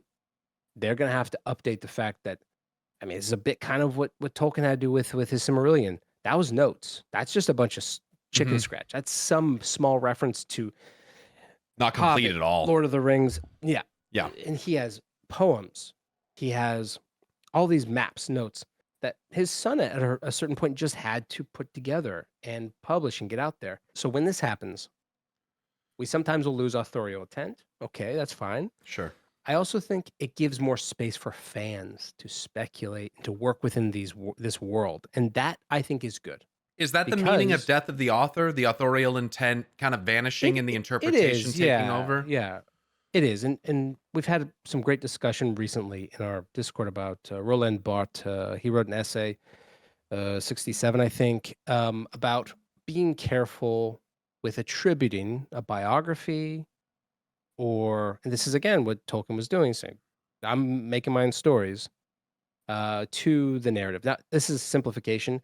I think Bot was more interested in what happens when we read it and we walk away from it, and that's what matters. Mhm. He is of a generation that was also iconoclastic and would say, we don't just read works from one great person. We have different experiences when we read that work.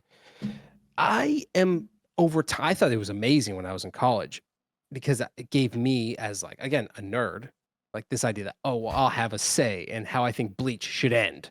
Sure. Well, Sure. I don't think Taito Kubo would like that because he's the man who has directed and put all of his like sort of energy into this project, this manga. But for example, like I guess what I'm getting onto is the idea that the death of the author is cool because it opens up more space for us to involve ourselves in media It's an production empowering and perspective, discourse. I It is. think. You feel involved. However, Yeah. when we lose this, we also lose it completely when we talk about films, when you talk about art. And for me, I struggle with that because I know from just doing as much research as I have on film directors and on like they will openly say, "Yep, this scene, memory. This part, a dream, a story I had with somebody I was talking to on the bus." So my point is, Bart was really onto a cool idea. He has a lot of these really interesting, like he'll take one small concept and just spool it out over a really cool essay to make us think more about how we talk about authors. Mm, For me, the intent maybe isn't as important as much as the effect. Intent can go either way. sure. If you intended to write it this way, I don't read it that way. And that's how I usually end up reading things. Not because I'm counter, I'm not trying to break the system. I'm just like, well, I didn't read it that way. Do you think I to actually think agree the orcs are, to a yeah, degree yeah. that's just an inevitable impossibility to try to predict and prepare for? Like one thing that I heard Yeah. from a documentary that I listened to recently Mhm. was um as if I can, this is paraphrase, as a writer, there's a truth that I've had to accept that you can write something with intention and purpose, and that is Yeah. entirely within your control. But what you Yes. must accept is that you cannot control how someone else interprets it. No. I mean, this is what this itself is at the heart of what we're discussing in terms of like I was thinking about this yesterday when we are talking about speculation. What's the point of speculation at this point? Like I was getting really frustrated with some of the conversations we're having about retcons, not Hmm. because anyone was pissing me off. Literally, it's just me inside getting angry, thinking, why are we on and on about a narrative device? Like, do we not care about the fact that this is a historical project? This is a literary project. This takes time for us to work through different stories and ideas. But there's a cynicism often with media nowadays where it's, well, that's to make a quick buck. That's the corporate accountants that want us to have a story that's about woke. And by the way, obviously that's the easy way to go today because that's the prevailing discussion. But it's not even that. It's like, oh, well, here's a story that has an ideology about something that is specific to a group of people: religion, nationality, identity, sexuality. Sometimes it's not. Sometimes it's just a story.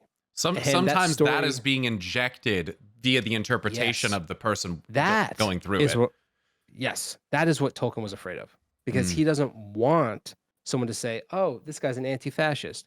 Yeah, he is. I mean, he's not gonna. God, what a fucking sin that would be. Right, but like the idea he didn't like the idea of being a radical. Sure.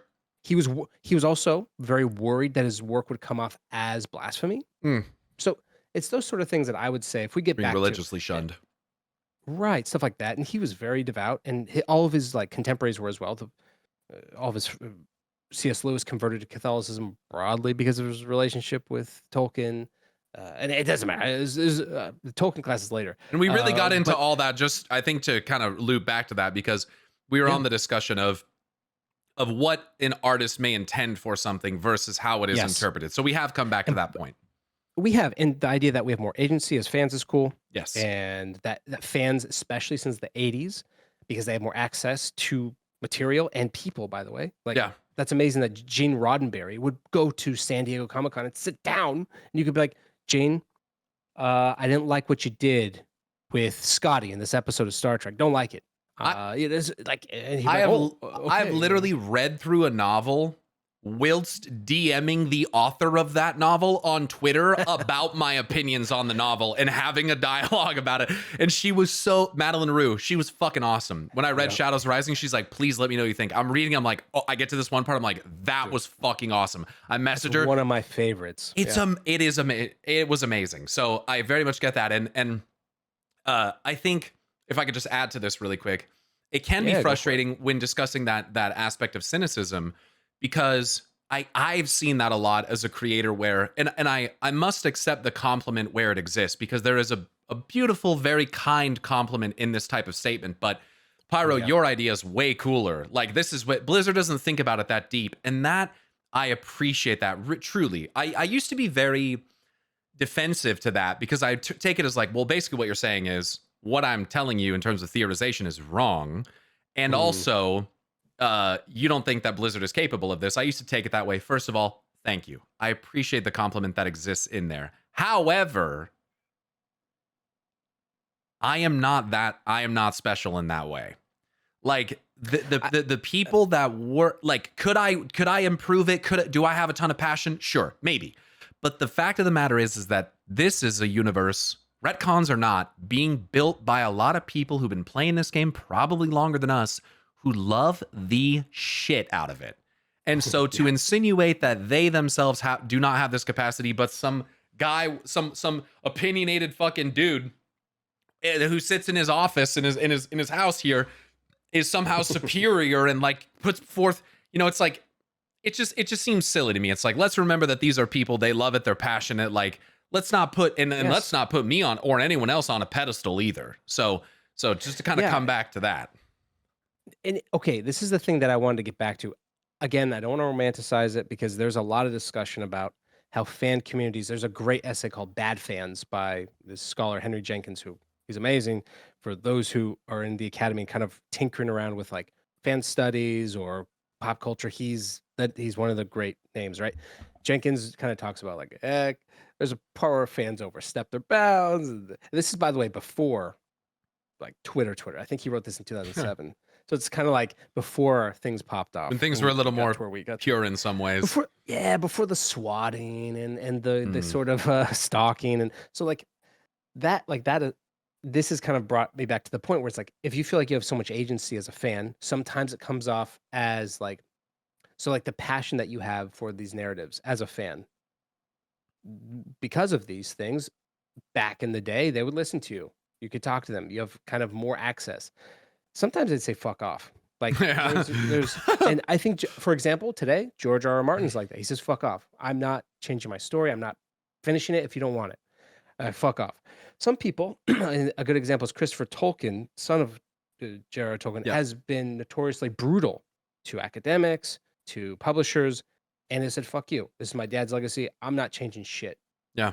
Others, I even think Lucas was a bit like this. George Lucas has warmed up to it over time, but other people like Roddenberry thought it was fun. People who worked, that's why I mentioned Star Trek a lot. Anyone who worked on the Superman and sort of Batman series, they were all nerds themselves, and they would hire nerds, and then their bosses were nerds. So they all just loved the project. And that's similar to how Blizzard functions, right? They're fans first, and then they join the company. And because of that, what we have is like this really intense need for the logic of why you wrote my character this way. Mm. Now that comes off problematically, and that's a different discussion about how we interact with Blizzard and how we as fans interact. But in terms of discourse, like us just talking, the the point that I like to make and why I get frustrated with the retcon discussion is this is not new. This Mhm. has been going on forever. But now what I'm starting to see is there's people who are struggling to describe why they feel the way they do about a Mm. retcon. So, Mhm. okay, retcons aren't But bad, but before you what is go it that into upset you? Yeah, we go into the yeah, next part, may I comment on that real quick?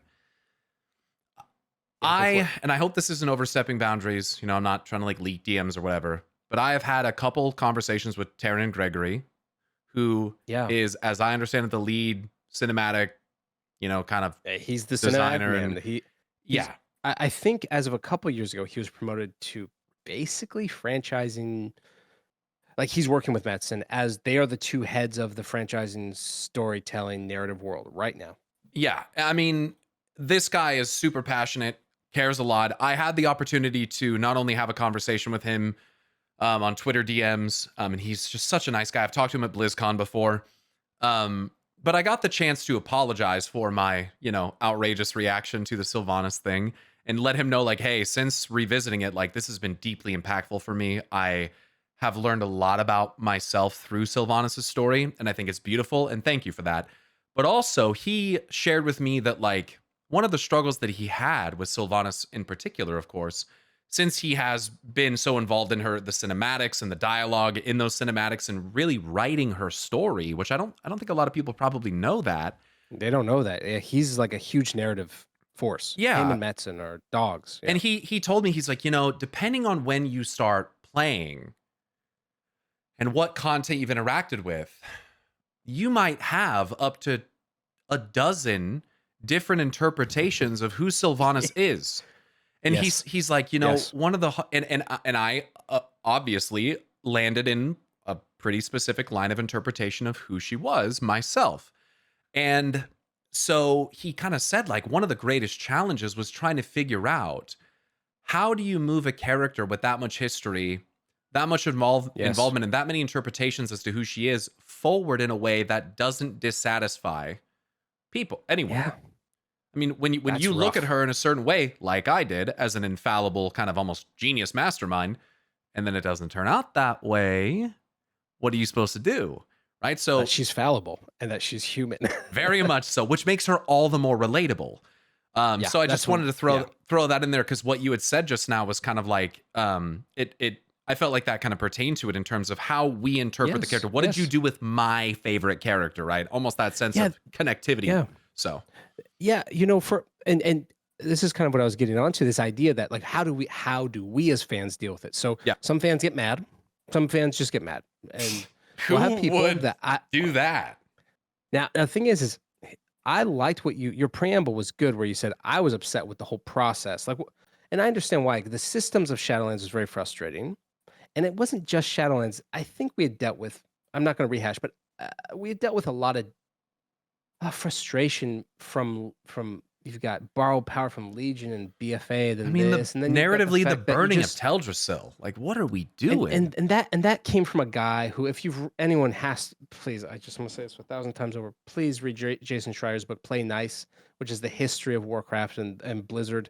He has a great account of what happened with the burning of Teldrassil of Alex Afrasiabi, and it's as simple as this: he was on his way out. He wanted to make a big bang, and he said, "Fuck you guys." That's bit. He helped just incinerate a community because he didn't give a shit. You mean the guy He who had his was own highly problems. misogynistic and abusive wanted to Right, ruin a and female character? What a fucking yeah, weird thing. Huh. and I think because he was told to step down numerous times, he said "fuck you" to his team. He was always, this is reporting. This is allegedly. You can't sue my ass for this. Sure. He's drunk all the time. He's Oh. not just is he constantly dogging women on them constantly, making everyone feel uncomfortable, but he's not even doing his fucking job, and Mm. he's pissing people off. And former writers that worked with him, I'm not going to say their names, but I've had conversations with them, and they have said that it was hard to work in that environment when your boss does Is a this. fucking frat boy? Yeah. I bet Yeah, it was. and interestingly, You're Metzen gonna get had me a lot worked of up. Woo! Metzen had a lot of Metzen had a lot of in discussions for this book that Jason Schreier put out, from context that he had through, because Metzen does not directly talk to anybody. He No. closes it down.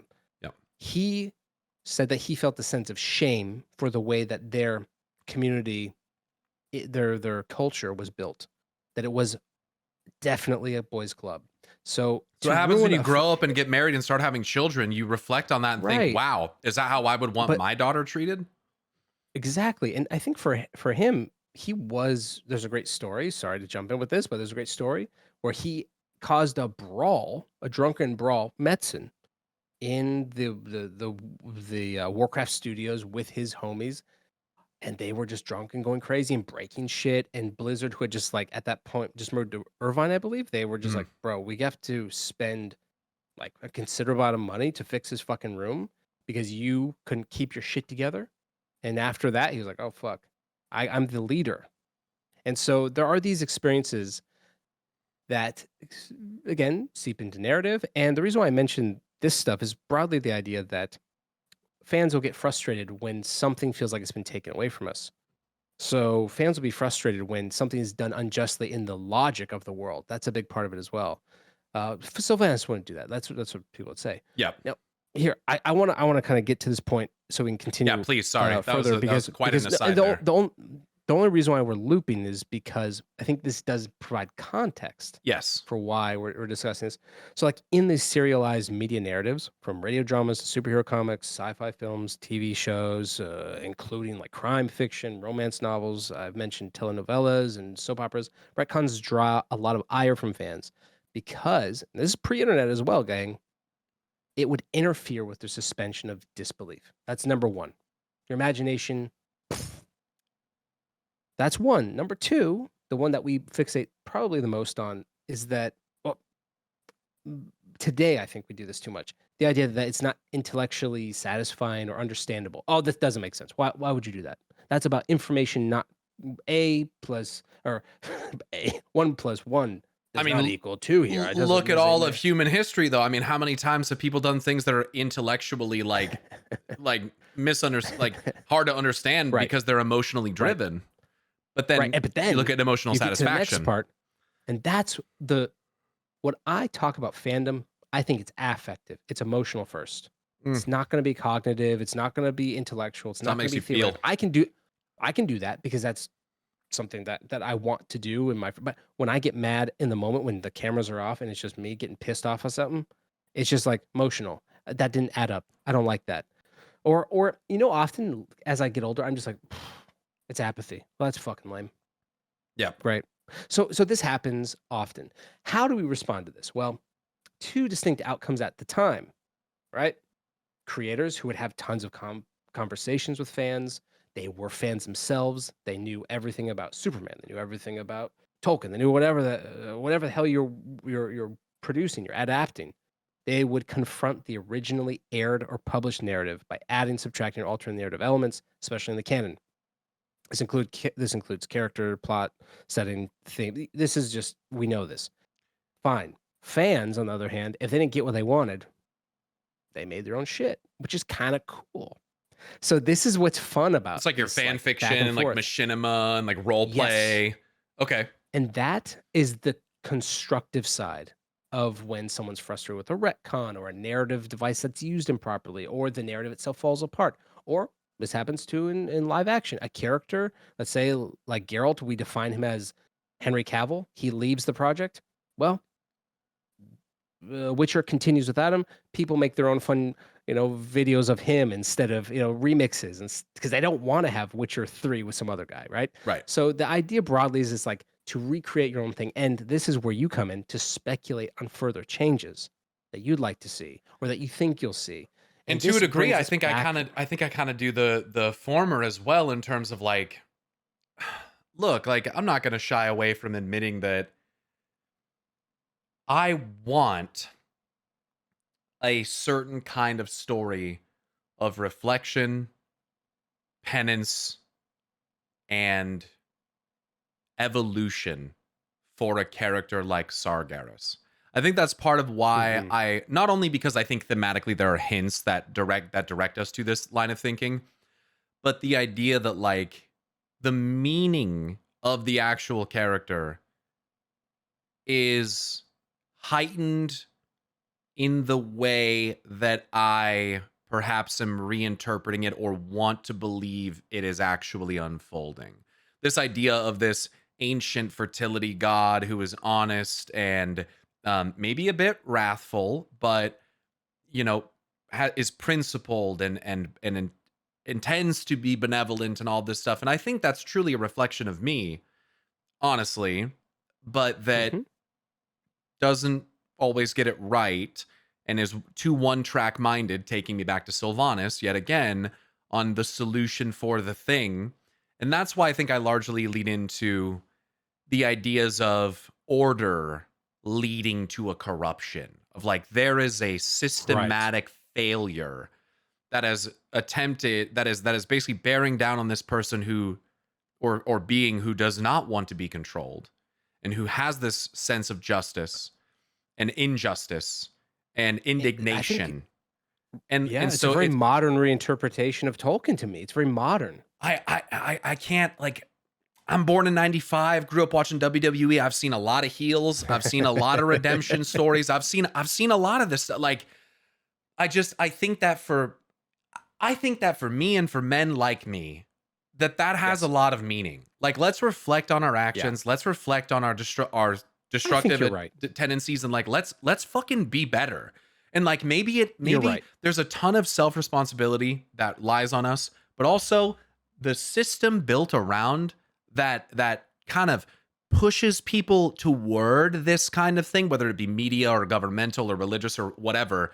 Fuck that system. Like fuck that. Yeah. And so that's kind of how I see a character like Sargeras. So I have no trouble admitting that almost like self-interpretation, that self-imposition of this is what I want from it, because to me that has more meaning. But there is a level of you need to be able to accept, if that's not the intention of the author, you need to be able to take the message from it that they are trying to give you and make meaning from it Yeah. as well.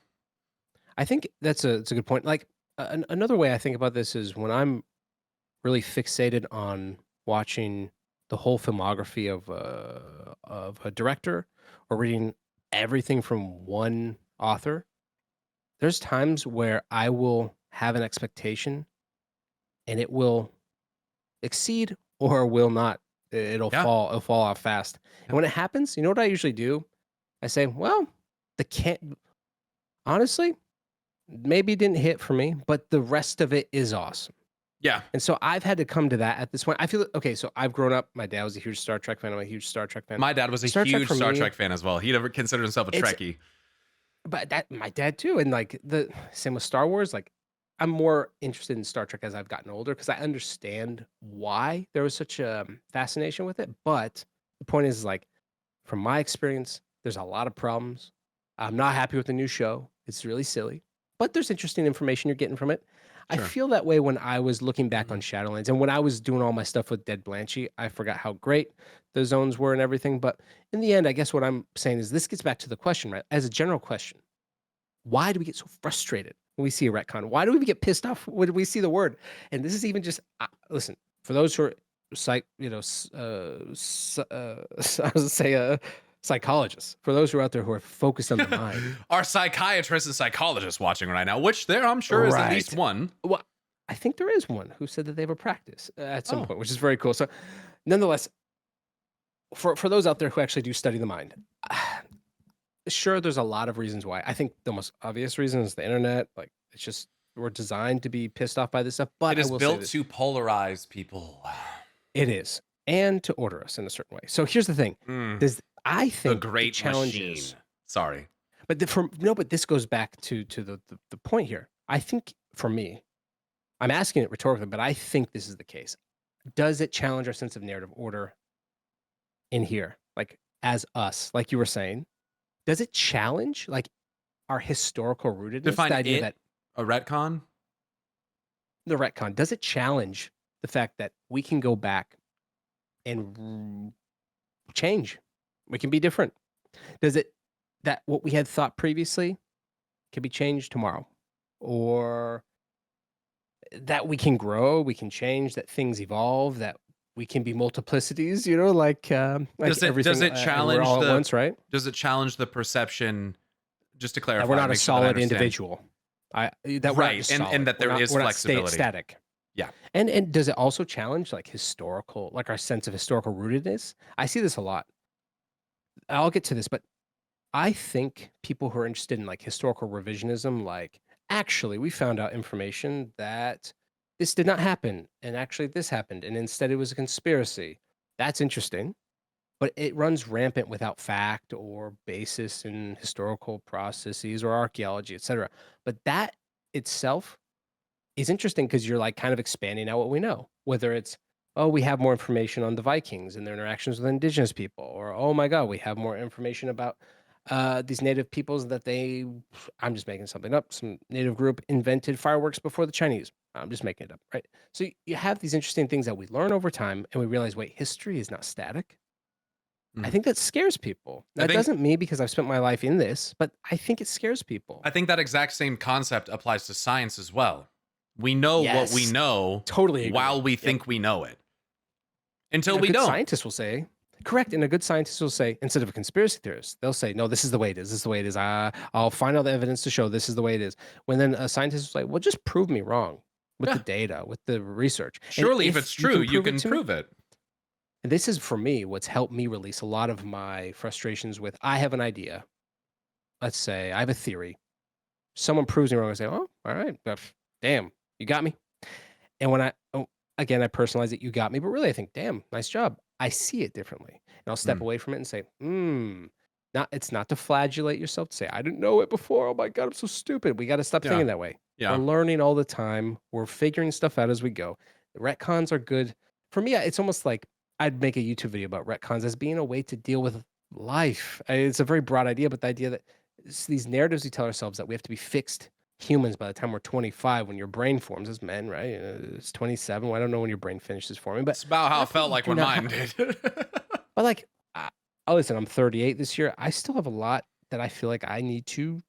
It's not change, but I feel will grow into something else. Oh, so, sure, but you surely. I mean, I will speak for myself here. I feel like about at 27 is when I realized that I acknowledged and accepted that I had the capacity to actually do that. Yeah, no, and I totally understand that, because we're forced at a young age to fit within whatever model we have to be in the family, in the school, whatever. So when that happens, we sort of feel like we have to conform by the time you're 18.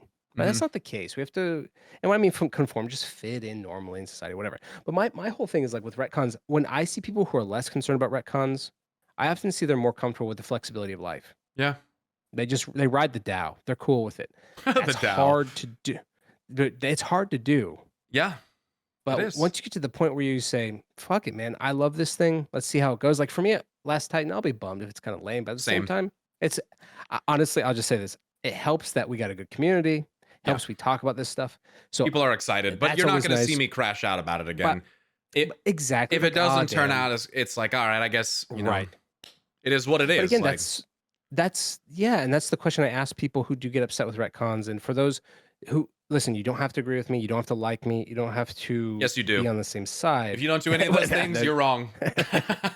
But what I'd like you to ask yourself, why does that piss me off? Yeah. Why does that retcon? Why did I get triggered when I saw this YouTube video where this YouTuber that I don't even like is saying something that I don't even know if I agree with, but I'm mad and now I agree? It's that kind of stuff I don't think we need. Now, you're almost like kind of calling me out like that right there, right? Like no. And by the way, but what's crazy is I know you're going through your own sense, because I will say this is probably true, and I didn't think about it till maybe we started recording 5 minutes in. Retcon question brought into like your the caricature of who you are online. Maybe I'm going too deep. Maybe this is a site, we're sitting down on the couch and talking. But I would love to have someone who is skilled in psychology come on and have this discussion with us. That would be amazing. Yeah. That would be cool, amazing. Because, you know who you should reach out to? We should try to reach out and talk to like Dr. K. That would be fucking awesome. That would be awesome. I will reach out to him. He's very interesting. That would be amazing.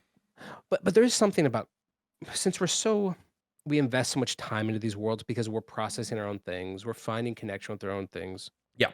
in life. Also, sorry, I have to say this, people who are closer in their secular beliefs often turn to pop cultural icons to feel what might be religious experiences.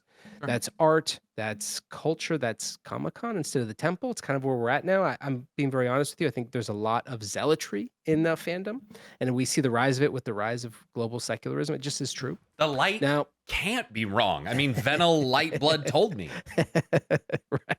So when I look at this, I see that retcons often, and I don't want to speak for everybody. It could be just, didn't work in my brain chemistry that made me uncomfortable. I get that. I'm autistic. It's difficult. However, retcons can upset people often, and they don't even know this because they want to seek to conserve the canon, its universe, the world at large, maybe their own lives, maybe their own identities. And that's I think often identity is a prescription. big part. Yeah. That's it. And so it's like, I'm a WoW player. I'm a Horde player. Blood and Thunder. Like, okay, that's amazing. I love this game so much. It's defined parts of my life, my friendships, everything. But at the end of the day, I'm okay with letting go and saying, it doesn't have to be. Here's what it is.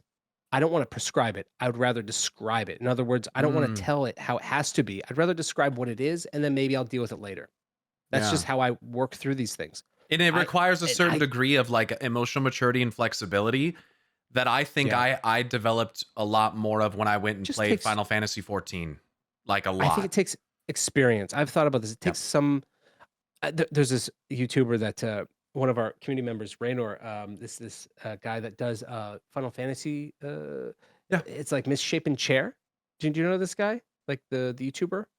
No. Okay, so he does Final Fantasy content, and Raynor sent me one of his videos, and it's very much has the same vibe as Dan Olsen, right?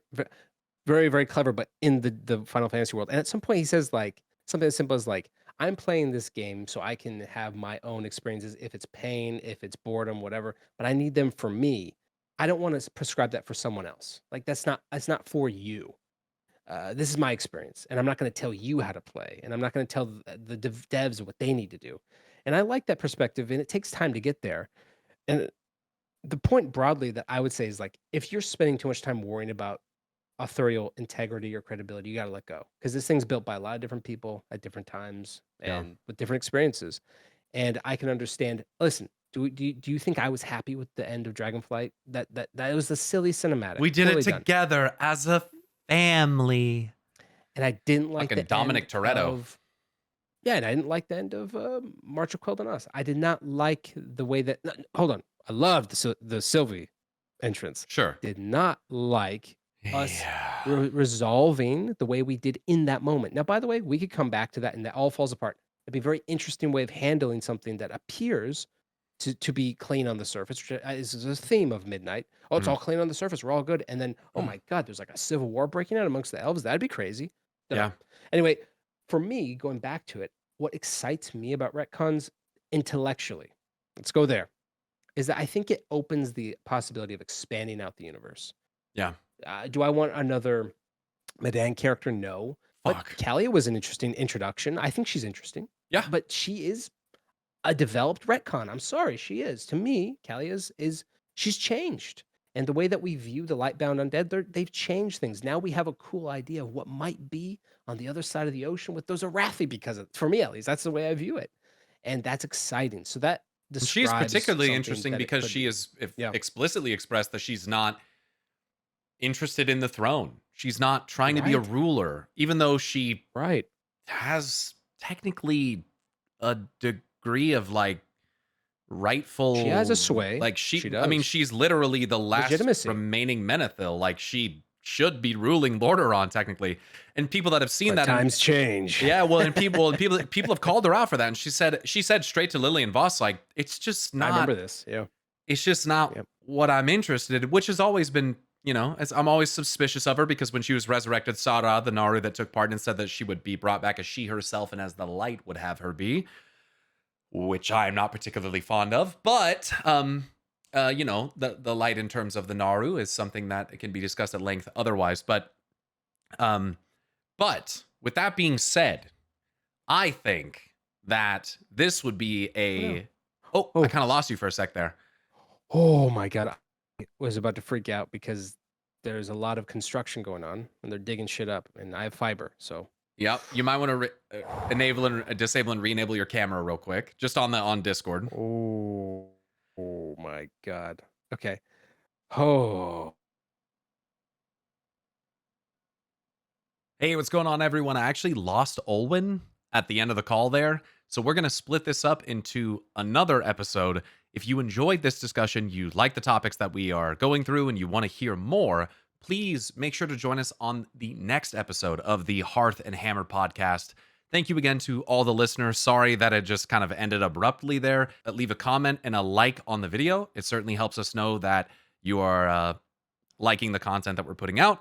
And subscribe to the channel as well. Join my Discord because we do have a submission channel in the Discord for the podcast. If you'd like your question to be featured, you can ask us something pertaining to this particular episode, a lore question, whatever it might be, and we'd be happy to answer that and feature it in the future. So thank you all again for watching what is another edition of the Hearth and Hammer podcast, and we hope to see you all next time. Peace!